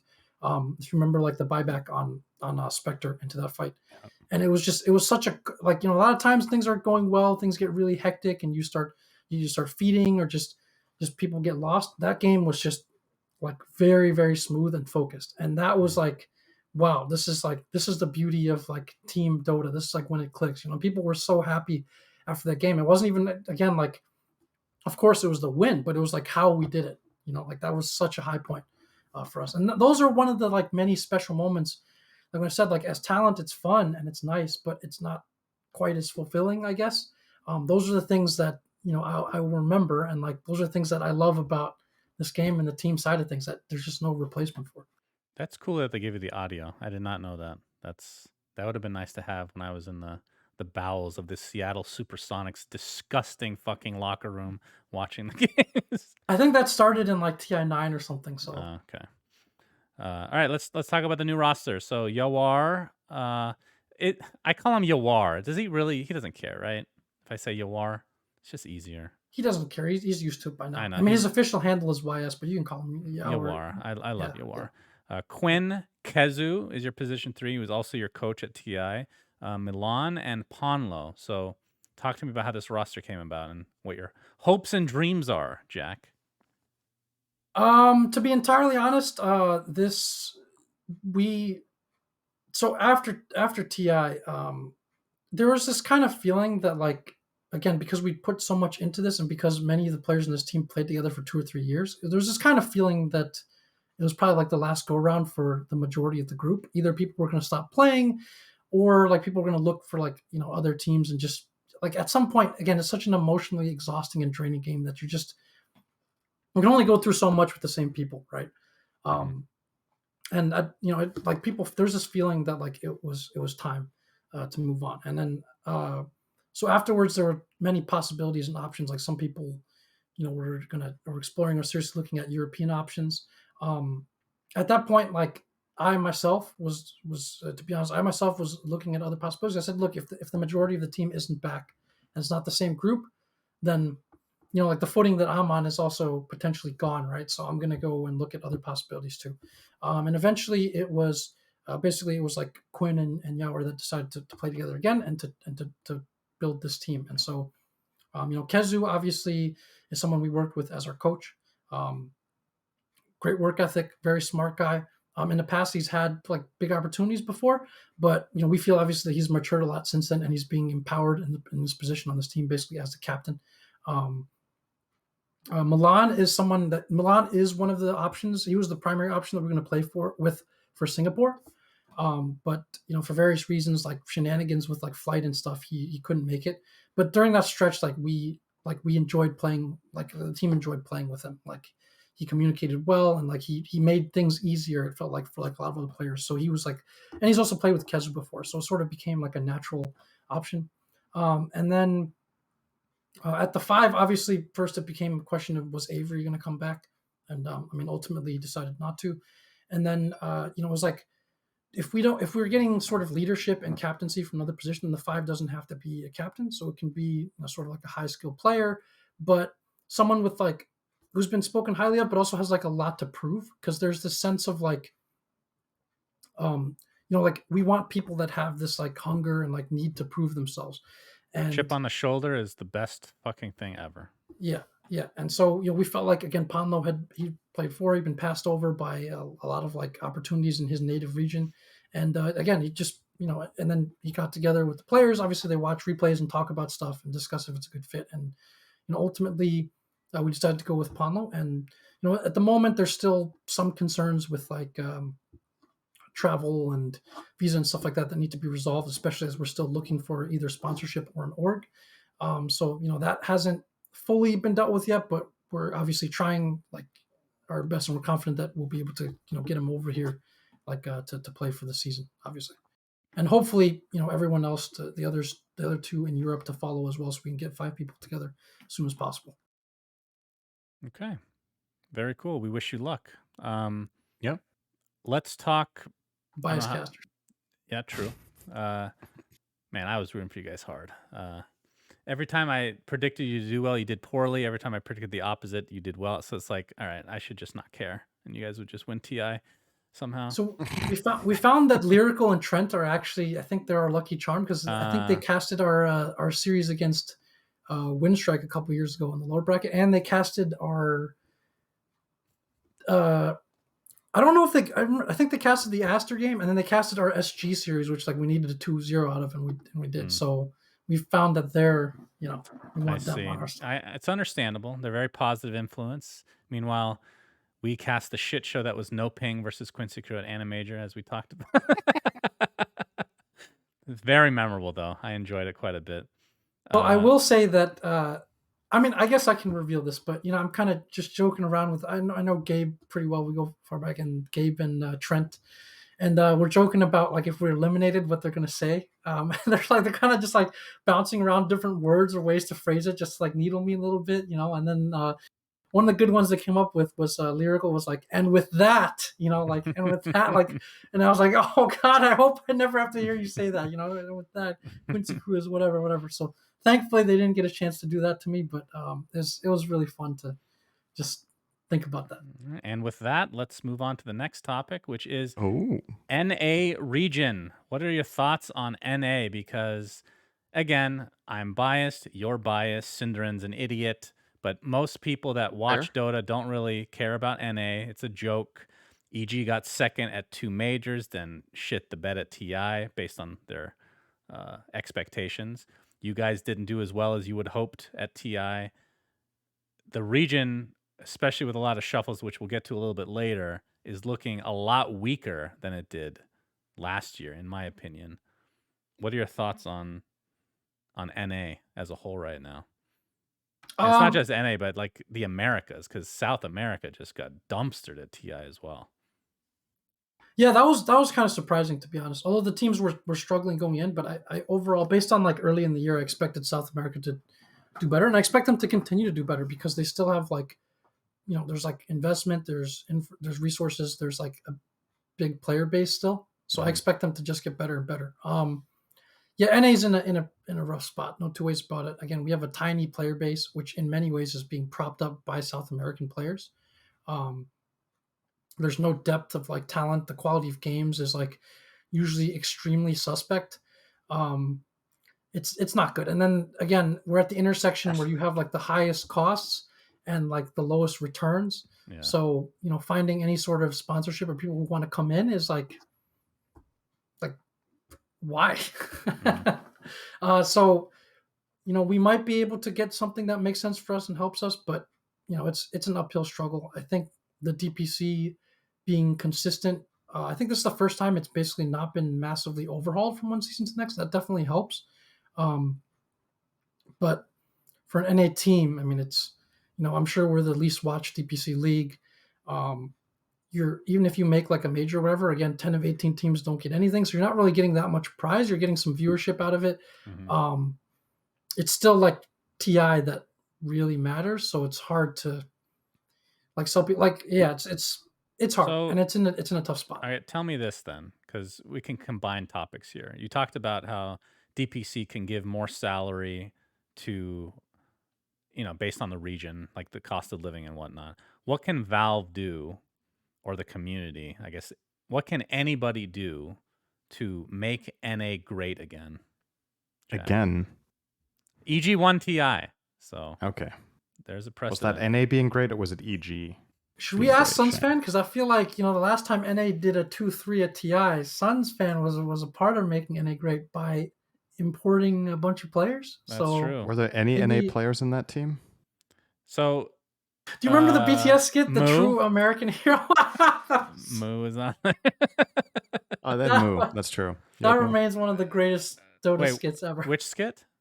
The like true American, where Dakota was like giving the quiz to like we and like. If anybody hasn't seen that, please go watch that. I mean, I don't know if you guys had issue. Well, I guess it's just who was. Wait, what was your roster last year? Was anybody not? It was Lelis and Yawar, but Yawar has a green card, I believe, already. He's had it for a while. He's a citizen now. Or just a citizen now. Okay. And how did Lelis get in? Because the issue with NA in the last couple of years is the border has just been basically closed, right? Which just was lifted recently. He didn't get in. Well, he's an American citizen as well because he was born in the U.S. So he didn't get in. He actually came once for his vaccination, and when he was there in Florida, there was a shooting at the mall that he was at. Oh my god! So and which he like. He was close enough to like hear it and have to like run. And we were like, my god! All right, they really just like someone really just hates us out there. Like my player's coming here for vaccination, and there's a mall. Like, come on, it was ridiculous. Fucking America. That's another topic entirely. So yeah, what do you think Valve can do? It could be DPC. It could be literally anything. You talk about the increase in salary. That's a start. But like, how do you entice more players to play in a specific region? Is it just something you have to market for, like, as a whole? I mean, we see what League is doing. Like, I'm seeing Arcane fucking advertisements in literally every platform I use now. It's ridiculous. Damn good series too. It is, yes. I was saying I don't watch anime, but I'm hooked on Arcane. It's quite good. Same. So what can they do? Either of you? At this point, I feel like there's like a certain critical mass. I don't know what can really be done at this point, short of like some, I don't want to say miraculous, but short of like NA teams like doing really well all of a sudden. I don't really see what, because it's like a combination of things. Like you have a small player base. You have people who have many sources of accessible entertainment, and so like they just have so many options, right? And so like why would they choose this option if it's like something else? And then I think as a part of outgrowth of that, like people are also generally less tolerant of like poor game experiences. Like I don't necessarily have like hard evidence for this, but I think like if an American plays, a game or two of Dota and it's like really unpleasant for them, I think they're less likely to come back and play more Dota than someone elsewhere. Like I think if you're at a LAN cafe somewhere and you're playing with your friends and the game sucks or whatever, which maybe is less likely because your friends are playing, you'll probably go play Dota. Or you're somewhere where again like where more people play, or you don't have that many entertainment options or whatever. Like you'll probably play. If you're an American, you're probably not coming back, and that's obviously a multifaceted like part of the experience, and not all of it is necessarily something that Valve or anybody can solve. It's just not popular. There isn't a player base. I have and LAN I have a pretty good cafes are solution, just not Shannon. a thing here as well. Yes, I have a good solution, Shannon, that I think will reignite the American scene. What if we took some of TI's prize pool and we made the league and this regular season in NA, like Jack talked about, more relatively compatible to the yearly salary in the region, so it's just worth more. And because of that, it's way more appealing for orgs and for sponsors to get involved because there's an easier path to a return on investment because there's like a higher bottom level of how poorly things can go. Right. And then if the majors are worth more, so it's not all about TI, I think that would be huge for NA. Like, imagine this. Imagine nothing changes, but the prize pools in the divisions are quadrupled. I think that will bring orgs into the space. If nothing else happens, just that one thing. Because suddenly there's more viewership, there's more at stake, there's an easier path. Okay, if you have a team that gets top 2 or even wins the league, all of a sudden it's like, okay, we can build something out of this. Like, there's some sort of return. Right now, what do you get for first place in NA? Is it 28K or something and a ticket to the major? It's like, it's nothing for these orgs, right? They can't really get a return on investing into a team unless that team gets top 8 at TI. And are you going to risk that in NA, or are you going to not risk it at all and just look to a different game, right? So I think it's just very unhealthy, and it's just for many of these orgs, like let's say EG have a lot of money, so they can afford it and they can afford the risk because they can take the loss if things go poorly, and they also have like a relatively high guarantee based on the superstars that they can attract with the money that they have to build a team that has a good chance of getting top 8 Well, they or also winning have majors. somebody right? like Arteezy that is, They have they can huge make money star off presence. of just the brand itself. That's a little bit Absolutely. different, right? And if you're, let's say, any NA org that is big, let's say you're 100 Thieves or you're Cloud9 or you're Complexity or something like that, and you're like, okay, should we invest into Dota? You just look at the bottom line and you're like, this is not a good investment for us unless our team gets top 8 at TI. What's the track record of the region? Right. Well, it's not great, right? So unfortunately, from a business perspective, I understand that. I know, obviously, I mean, this is not what Jack wants to hear, right? Because he wants sponsorship for his team, but he said I'm it past himself the 5 earlier, stages. right? I'm at acceptance already, but He said it himself earlier, basically in different words, right? Like that's just how it is, and it's hard. So it's kind of more about how can you sell to these sponsors or these orgs that this is a team that has the potential, but obviously you're always going to have the risk of loss. But why are we the one versus the other 10 previous NA teams that didn't make it? And this year, even worse probably, is that EG had a bad placement. That probably does poorly for the region too. Yeah. Because now all of a sudden, if the superstar team from the region gets a low placement at TI, why should we invest in And NA? it's not. It just sucks. So make the region worth more. Like, I know it's easy for me to say just throw money at it, but like, come on, it's nothing. TI could easily drop. Let's not even be greedy here. Let's say TI cuts 5 million off, not even like 10 or 20 or whatever.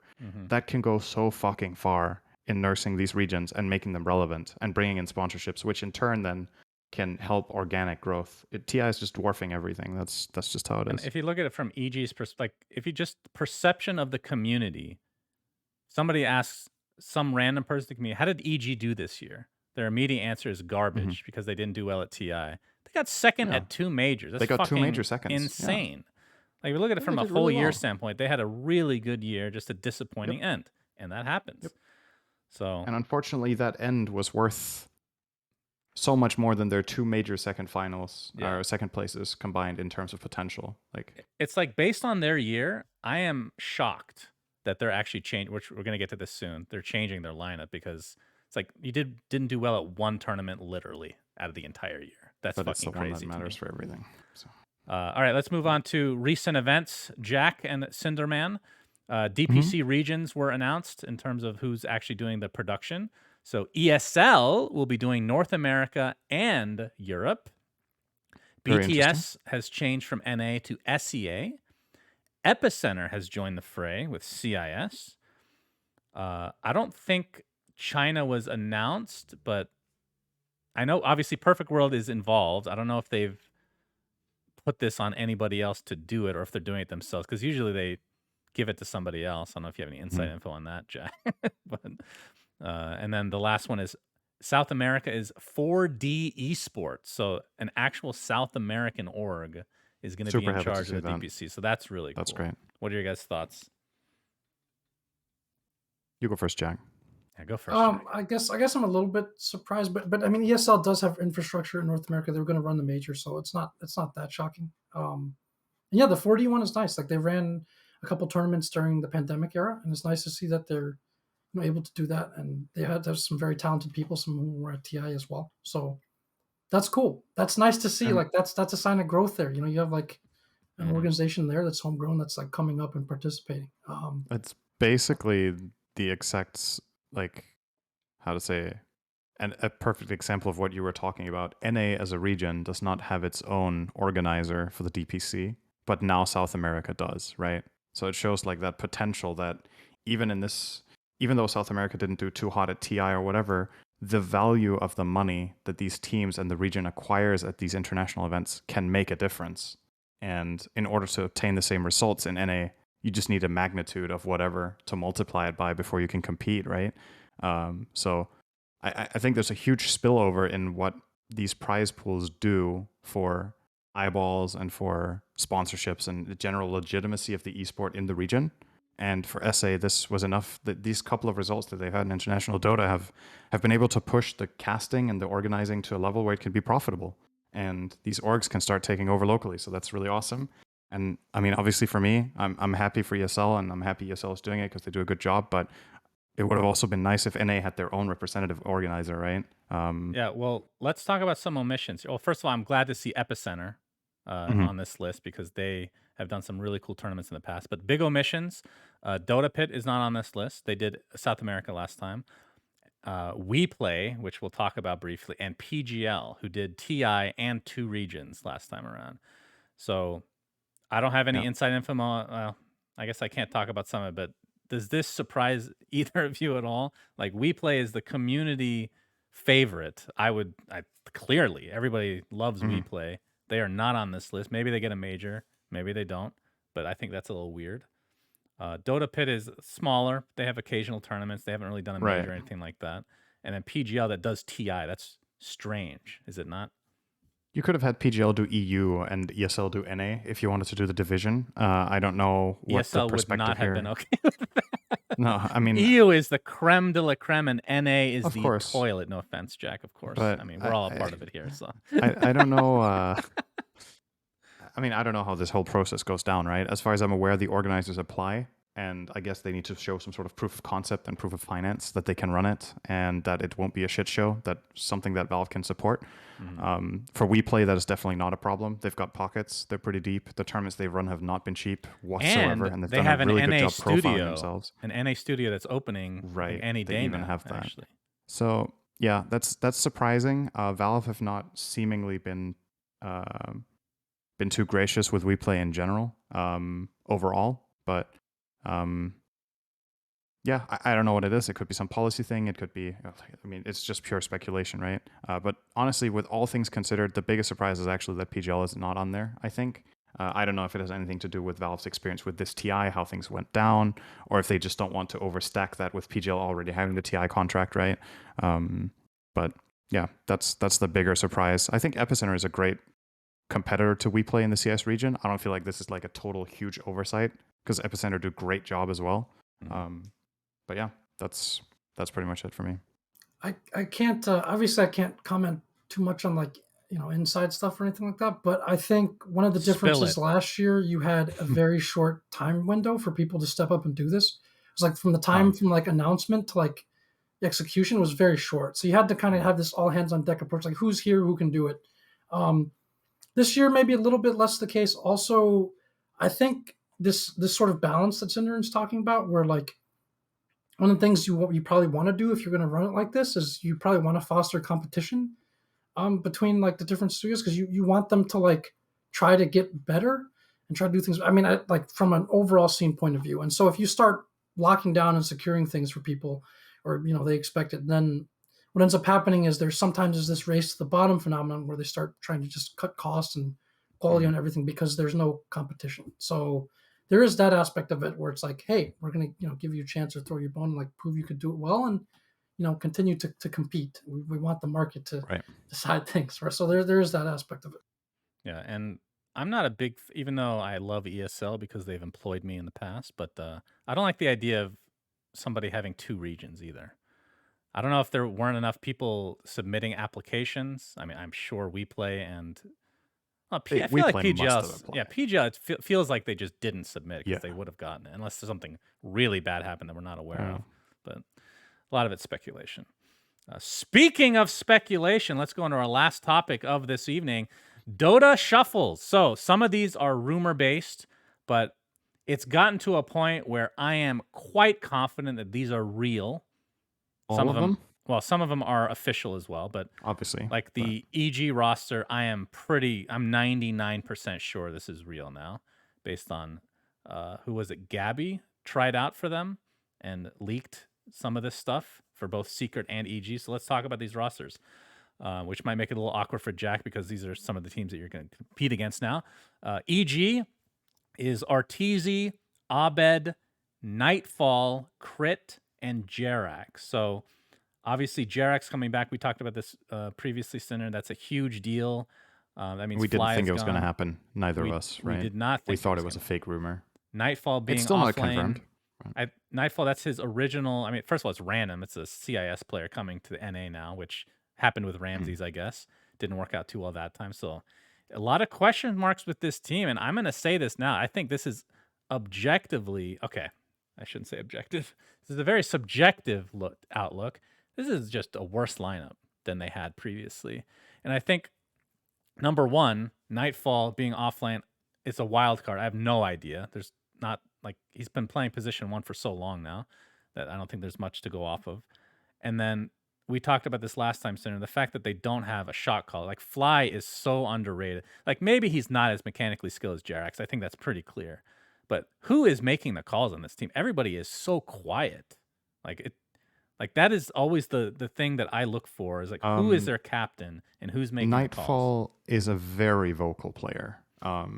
So perhaps the idea EG have here is, if this is the roster, it's still pure speculation, but maybe the idea is that they want to try a captain from the offlane here, and then they want star power on the supports. If that's the idea.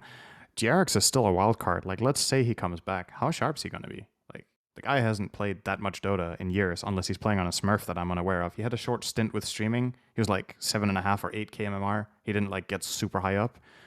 So if you're putting all your stock into this guy, you need to really fucking believe in it, because there's the last proof of concept you had was 3 years ago, or 2 years ago? It's a long time by Dota standards. Taking a 2-year break is a long fucking time in this game. Keep in mind that both him and both Jerax and Crit are position 4s, like lifetime. Yeah. So somebody's gonna have to sacrifice there. Jack, what are your thoughts? One iteration of Shut up, Cinder. I want to hear just kidding. Okay. No, go ahead. But hold on, I definitely want to hear. Yeah, no, actually, go for it. Wasn't there an iteration of of OG where Crit played 5? Or was it just like a style they drafted at the time, where he was playing like saving supports? I think maybe he was still 4, but he was playing a lot of like Wyvern, and it was one tournament. I think it was with Frankfurt Major or whatever with OG. But anyway, yeah, Nightfall's very vocal, but like you pointed out, Shannon, with Ramses as a previous 3 for EG, my biggest concern here is actually not with the shot calling, because I think Nightfall's very vocal. It's with farm distribution. I think this is a potentially very greedy player that you put there. And with Ramses, he was also soaking up a shitload of farm when they played. That was the great thing about Ice is that he's a total wild card and can do all sorts of stuff. I haven't seen it from Nightfall. I wonder if there's enough gold to be mined on the map for this team. I'm not sure if I... Okay, so... Give your PR answer. Nightfall, let's say that we have reason to believe that Nightfall has played a lot of offlane heroes pretty well. Mhm. And then you mentioned like the sort of like being vocals. Like I think from EG's perspective, even from like a fan's perspective, I don't think you would say that Ramses was a failure because they played in like one tournament, right, and they came in second, and so like that I would say that worked out pretty well. Like when we played against EG, like yeah, that was a good team, like Right. with Ramses. So So why I do you don't think think they didn't stick together? Personality has to be the biggest I thing. think Personality-wise? I think it was really just COVID. Okay. He couldn't go there. He didn't want to like play remotely and all that. Um, Okay.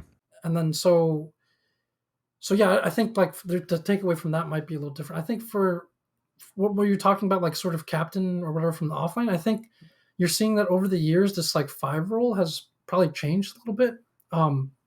It always used to be this sort of very I don't know, say like marginalized role in some ways. But if you look at like if you look at Puppy, how he did this year, or Miposhka, or like some of the teams that did well or have been doing well, I think it's like a little bit different. Like the hero pools are expanding. I feel like the role, goes beyond often just like sort of securing the lane now. Like it feels like increasingly the patches of the game have been moving towards making everyone as relevant and impactful as possible. Mhm. So this philosophy of like if you can get leadership from somewhere else, like maybe you want the highest skill there. And then for Jirax, like Jirax is not I think you mentioned in True Sight, but he does make like pretty critical calls as well. And so for him to be able to do that and then also be like a natural playmaker that he's always been, I think it makes some sense. And I guess Um, part of the stereotype of position fives being the leading shot caller in the game doesn't need to be the case. A lot of the time, the role position five performs in the team is from a drafting perspective. But with EG, if they're going to maintain their coaching structure, they largely have Bulba drafting, so they don't need any of the players to take the primary reins on drafting. Right. And that means they can focus a lot on their individual plays. So if you get a star-studded lineup with a couple of people that can shot call in game, you don't need this like traditional position five because Dota doesn't work that way anymore anyway. Like everybody needs to be able to shot call, make decisions, see opportunities. And like our stereotypical view of what a quiet player is doesn't necessarily mean that they don't make, some players say less, but if what they say carries enough weight and the team respects it, a couple of really good calls in a game from every player is enough. It doesn't need to be a speech or a detailed breakdown of everything because the players know what to do. So I don't disagree. it's I just think like mechanically speaking, maybe this lineup is better than their previous one, mhm. but I think just looking at it on paper, like balance wise, it doesn't feel right to me at all. I could, I could, So I we'll could see. agree with that, and I'm mainly looking at it from like the strategic, like the macro level of how they're going to play the map and how the players perform in combination. If this is how it goes down, I really liked Ice Ice Ice for EG. Theoretically speaking, I remember we talked about this lineup when it got announced, Shannon, and we were both really excited for EG because we thought he was such a good fit for how Arteezy and Abid play as a duo, basically as cores. With Nightfall, that's still the wild card for me. So yeah, 2 big question marks here. How's Nightfall faring in offlane? And if it is indeed Jerax, what's his form going to be like? How quickly can he get back to be a top star? Right. I mean, All right, let's. if anything, sorry, final comment, but this is kind of interesting to me. Has there been a previous example of a player coming back from like a 2-year hiatus and then getting a superstar slot in a team? Has anyone done that before? 2 years? Yeah, it's been 2 years, right? I'm not No, wrong it about that. 2 has. years and a bit, even. I mean, Anna was 6 I feel months, like every right? player that came back has had to build themselves up a little bit, right? Yeah, maybe it hasn't happened before. So that's DPD's really taken interesting. some long breaks before. Not 2 years though. 2 True, years is a long that's time. fair. Yeah, but if it's Jerax, they have a lot of faith in him, and I mean, I respect that. Sometimes you go for the big move, right? Yeah. Let's see if it's that's true. the thing. Like you're going for I mean, theoretically, I mean, I don't know. Maybe I'm in the minority here. This is a risk when you had a lineup It's that a was risk. fucking amazing. It is And you just had definitely a one risk. bad showing. 100%. Team Secret, again, some of this is not 100% confirmed, but I think that I'm It's as close to confirmed confident as enough without being that this confirmed. is, yeah. We got Nisha, Sumail, Ice Ice Ice, Yapsor, Puppy. So the additions are Ice Ice Ice and Sumail. Well, Nisha is moving to 1, Sumail mid, which means Matu's gone. And Ice Ice Ice in the offlane. What do you guys think? This lineup looks really fucking good. Yep. Looks strong to me. I understand how the pieces work together. Think this could potentially be a superstar team just like it was for Secret this year. Unfortunately, TI did not go as well for them as they had hoped. They still got top 3 though. But yeah, I have very little to say negatively about this team. I just think it looks super strong. There are a number of players who think that Sumail is a much better mid than he is as a carry.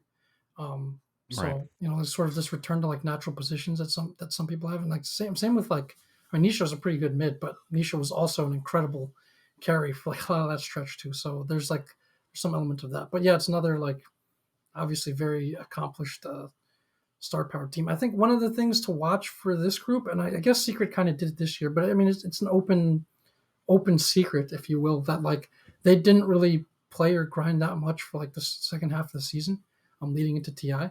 So I think that's something to watch. Like, is this like, because that's one of those things that's tricky within a team. Like, if you have people who want to grind and play and maybe people who don't, if you're not on the same page about it, it can be like a tricky thing to manage. And so it's hard to say, but ultimately, again, it is what the TI that matters. So if they felt burned out, whatever the case may be, from like all the winning and all success, and they're just like, hey, let's lay out, put it on the back burner until TI, and then they turn up and get third. I mean, who's to argue with that? Because again, it's the TI that matters, right? So Indeed. And they easily could have gone to that finals too. They were ahead in game 3 against Team Spirit, and ultimately one or two key mistakes actually lost in that game. So who knows? This whole narrative could have been different, and they could have even won the whole thing. It was very close to being Secret there. So yeah. So who am I missing from this Liquid roster? We have Matu You're coming not from missing anyone. Secret, Mikke, Zai, Insania, and then the fifth player's hasn't been even rumored yet. I guess technically Insania hasn't been confirmed, but he's basically he's confirmed, liked right? some tweets, Cinderin. That's good enough for me. Zai, Mikke, and Matu have joined the roster, I believe, officially in the system. I don't think the other two players have yet, but I'd be very surprised if it isn't Insania plus a position 4. And then what some people are debating is that going to be is the 4 going to be Zai, or is the 4 going to be either Taiga staying with the team or Boxy switching to position 4, because he actually plays that as well. And in a lot of Liquid strategies, they would run Taiga as more of a 3 and actually put Boxy in more of a 4 role, even though he started in the offlane. In those games, they would like transition. There's some interesting possibilities for Liquid. I think more than likely with Matu and Mikke, though, they're not keeping Koikva. I think that's probably the writing on the wall here. They confirmed that he's a streamer now. I'm pretty sure that was confirmed. So, which his stream is doing really well, so I can't really blame him. He's doing great. Any thoughts, Jack?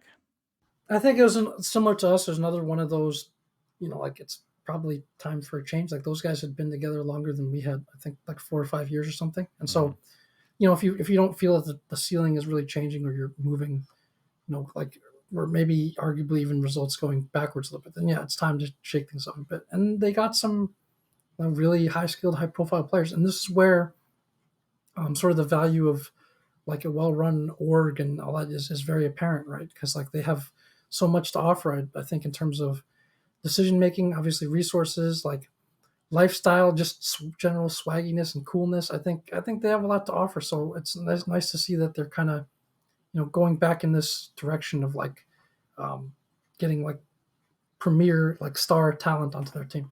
Right. All right, and then the last roster, which was confirmed and announced, very big surprise. This one, SCA organization, which I personally had never heard of, but apparently they are big. Talon.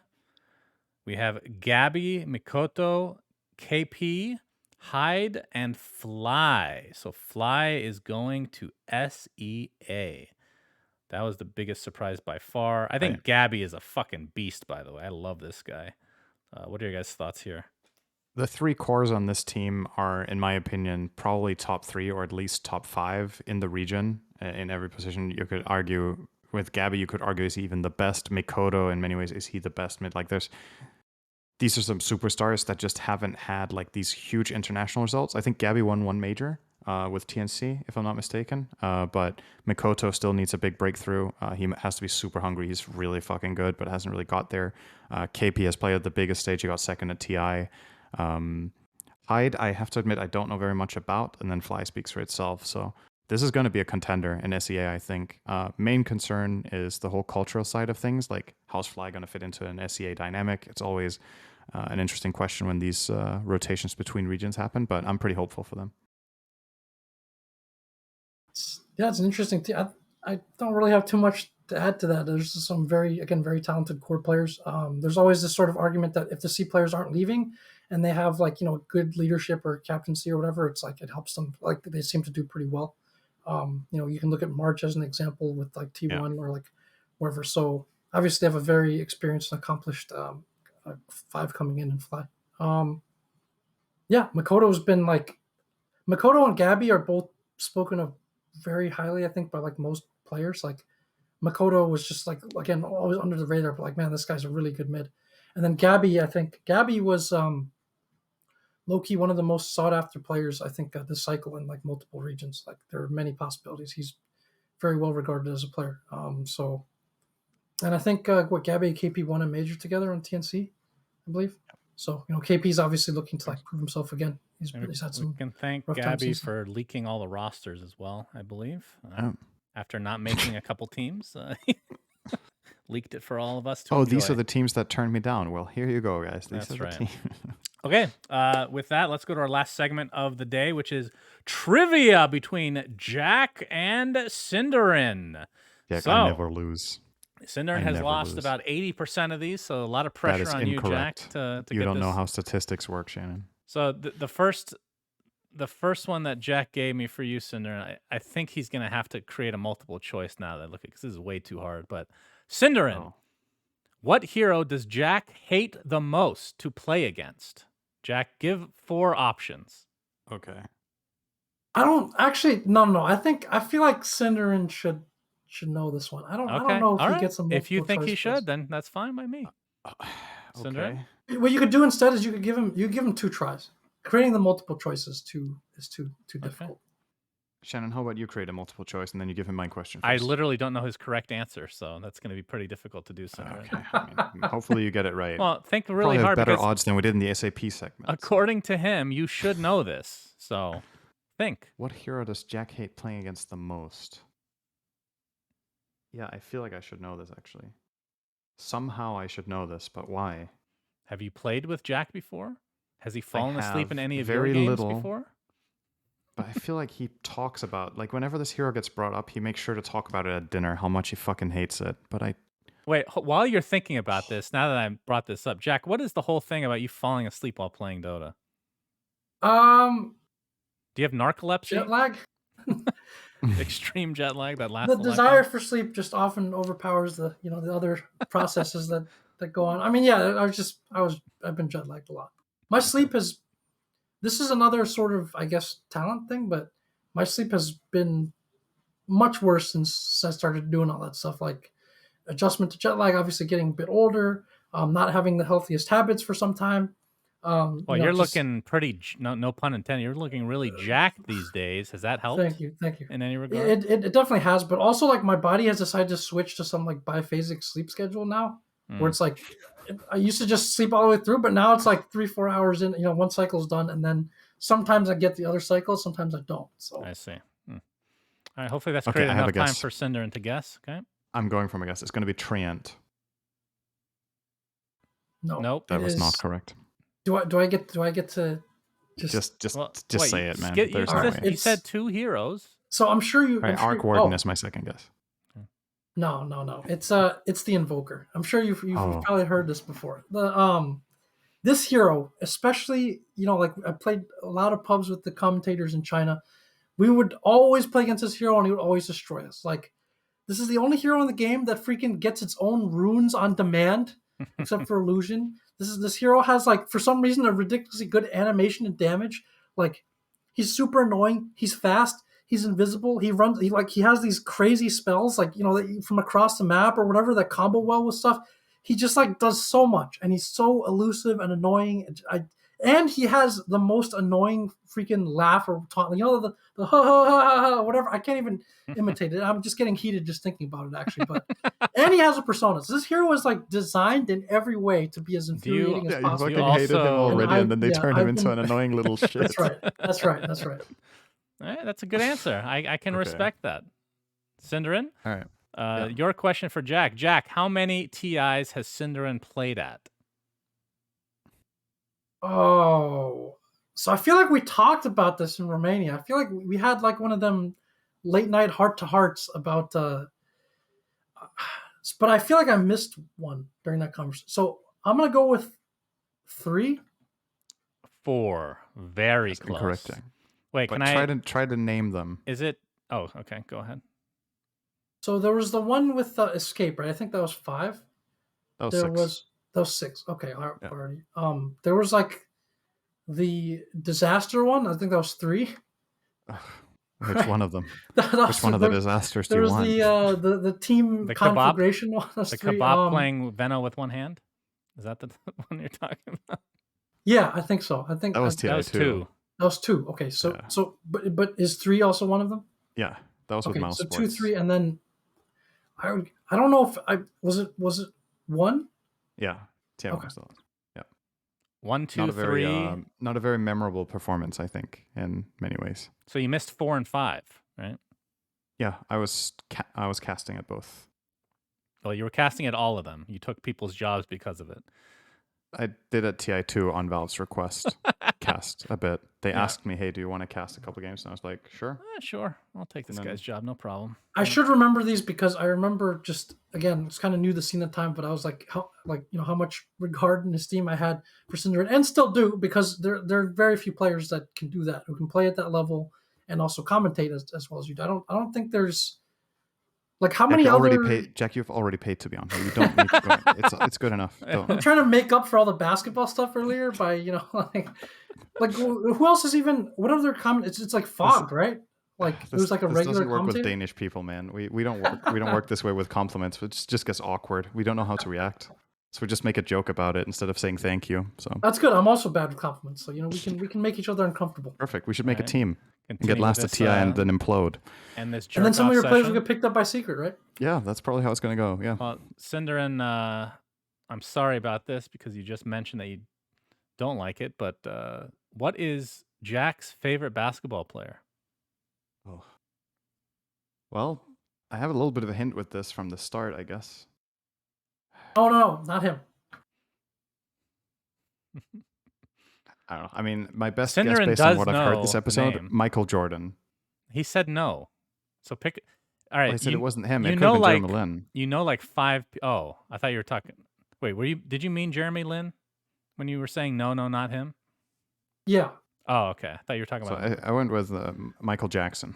Okay. Well, I think you didn't tell me the correct answer, but I'm almost positive it is LeBron James, which I hope that has wavered a bit since he's joined the Lakers, because that was a disgusting move, Jack. Okay. Can we agree on that at least?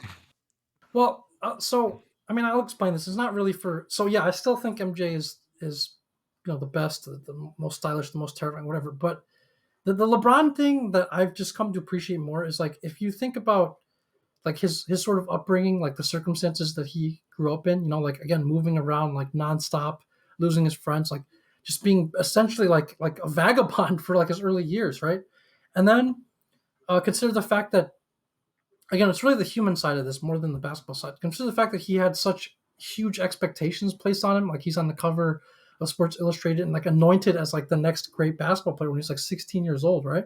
And then he actually, I would say, more than lived up to that. Yeah. And that's crazy that, like, someone who had this difficult of a start in life and this much expectation and pressure put on. Again, these are all things that, like, you experience or see when you're part of a competitive team, is able to just be at his level of success for that long. Plus, like, the way he does things, like the way, again, there's, like, some of the pouty stuff and that's not cool, but the way he goes about trying to, like, empower his teammates and, like, make people better and build, like, the sort of team, like, atmosphere and, like, culture, like, I think just anybody who accomplishes those things from that situation, even if there's things you don't like about him, is worthy of, like, a lot of respect. And that's what puts him as far as a favorite over MJ for me, because I feel like I relate more to, like, the difficulty of that, having been followed LeBron since, like, since he was then with, like, the whole MJ story, it being, like, more of a sort of distant, almost mythological story of, like, MJ's exploits. So I think that's the part that I really respect about him. I can definitely understand that. And yeah, he's had a huge impact on the league. I think some of the stuff has gone to the extreme, like player empowerment has become a little ridiculous, let's be real. But overall, it's like his fucking agent, Rich Paul. My God, dude, with the Ben Simmons situation, God help us all. But yeah, I agree. He's really fucking good. even though he's on the Lakers. Jack, speaking of sports, what sport did Cinderin play growing up? He gave me 2 answers, and I'll accept either of them. 2 answers. So there's like sort of the obvious ones. Like there's like, but I mean, he's not very athletic. Just keep that in mind. Hey, you watch your mouth. I have to go with you like. You can barely even play basketball for 10 minutes, Shannon. You don't get to judge. I'm athletic if I lost my weight. Okay. Oh, okay. I'm Deep athletic down. if I trained. I have to go with like soccer and hockey. No, hockey. Wow, wow. I mean, soccer is a fair guess because statistically is a good choice. Yeah, they're both wrong. Both wrong. They both involve a racket. So first one is tennis, and the second one is a different version of tennis. Is it like badminton or something? Badminton. Yes. Very good. Any stories, Cinderin? I mean, not in particular, because I wasn't like outstanding or anything, but we should like play sometime. Our club, relative to the size of the town, it was a town I grew up in, was honestly pretty good. And we had some decent players, and it was nice, but it's like it's not too spectacular, interesting to talk about. But I think what happens to a lot of people that kind of also happened to me was that ultimately some of the players that I used to play with the most like moved physically or just moved on to do other things because you hit like your teenage years, and some of them just lost interest in the sport, and then it kind of just dwindled. That was mainly with tennis, and then badminton I carried over a bit longer. I think like for most people with sports, right, it's about what do your friends play, and as long as my friends were actively playing, we played together, and then ultimately things just moved on. So very like casual level, but you've gone from tennis to badminton. We've played ping pong together. That's the reason I like the racket sport, Shannon. It's time for you to play pickleball. It's fucking awesome, Cinderin. It is so good. I thought you were going to say something like, what's it called? There's also a version of tennis that you play with like a pad.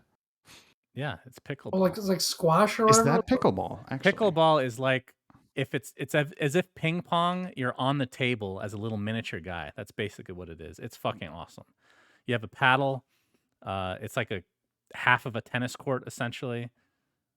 It's really good. It's for old people. It's called paddle, the sport I'm talking about.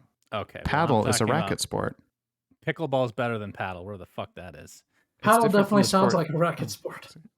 Oh, so paddle is a different sport. There's something called paddle tennis, which is a different sport as well. So that one. Okay, great to know. All right, moving on to the last question for each of you. Wait, why do I... Okay, I messed this up a bit.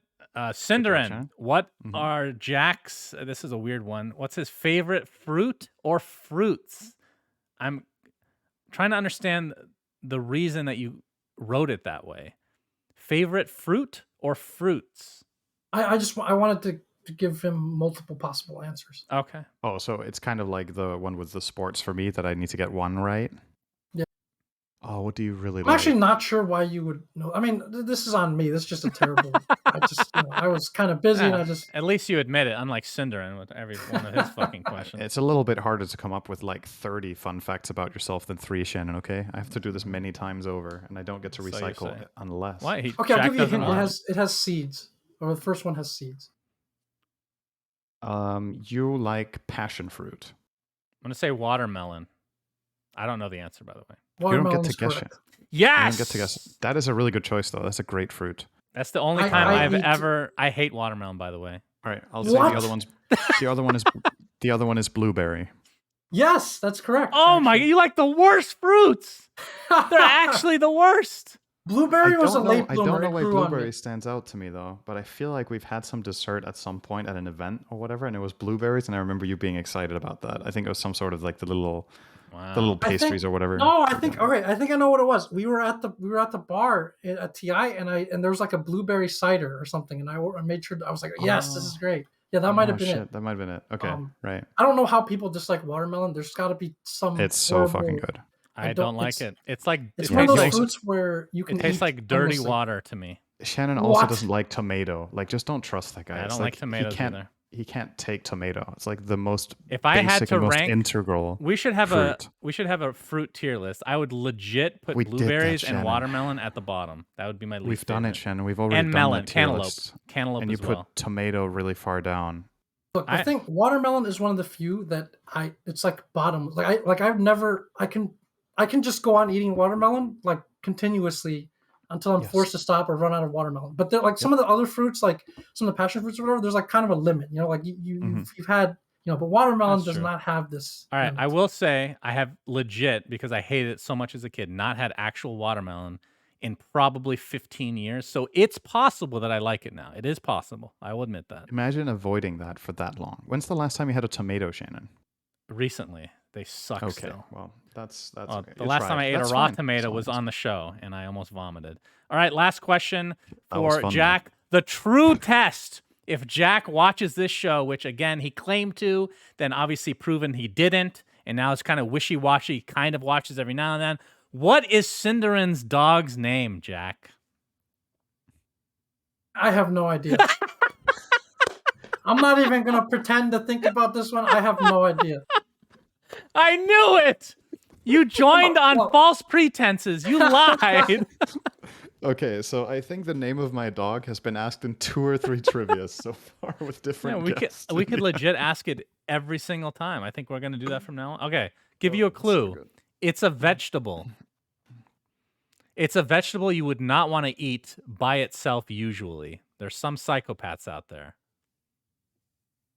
So by itself? Yeah. I don't know. Eggplant? No. It's not a bad guess. That's a better name for a dog. That's also a name for a dog? I wouldn't mind that. No, I don't know. Celery? No. The correct answer is, in fact, onion. His dog's name. The Danish word for onion, because onion is not a good dog name, Shannon, but løg is a good dog name. I know. It's funny to say onion, though. Yeah, you're like the only person calling him onion, and it's spreading. It's like when this meme started, because I think there was this meme in my stream at one point that I was Swedish, and then it fucking spread to broadcast. Now that meme has never disappeared. People come into my stream and are like, "Hey, you're my favorite Swedish streamer," and they just never let it go, man. I'm just disappointed in not knowing that, despite watching the show like every single time. Yeah, so I don't know how else It's really impressive how you missed that one. He's appeared on camera. Yeah. Talk about him like every other episode on average, probably. All right, Jack, thank you for joining us on this guest episode. Is there anything that you would like to say, or even a topic if you wanted to do a last-minute topic? Up to you. I didn't know this was an option. Jeez. Me neither. I don't know if we missed it. I just want to get out of here. I would have prepared for. I know it's getting late over there for Cinderen. Oh, what is this? Turn your camera back on, you idiot. My overlays. Oh, he actually left the call. All right, continue, Jack. Go ahead. Okay. Thank you for having me on. And hello. All right, you ruined the overlay, you idiot. I did an insane misclick there. I don't even know how I did that. Yeah, that's a real misclick. Go ahead, Jack. Thanks for having me on. I hope to see you guys soon at another LAN so we can shoot the shit like we have been. It's been fun. And yeah, please help us. We need your help. It's a dire situation over here in North America. Like, save us, we need some... just like it says sponsor... So, on the overlay, you can't see it right now. It says sponsor us. That includes Quincy Crew. Wait, are you guys sticking with the name for now as well?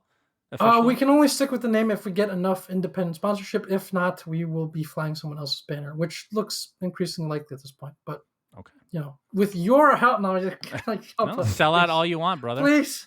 I'd like to keep the name, please. That's a little too cringy, Jack. You don't want to make yourself look too susceptible here, all right? That's a little over the line. But no, Jack, obviously... I wish you and your pathetic team good luck, Jack. We do wish you luck. Always rooting for you. Jack is one of my favorite personnel. I don't know what to call you because, like you said, you're the jack of all trades. Here come the fucking compliments again. Huh? You are make it awkward on the way out, dude. The most...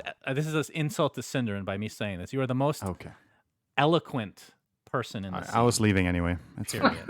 You've already left once. All right. Thanks for joining us, everybody. Until next time, have a great day or night wherever you are. See ya. Take care. Thanks, Jack. Bye, Onion. Bye. Say subscribe, Jack. Say subscribe, Jack. We say yes, please subscribe. Anything, but thanks for listening. Yeah.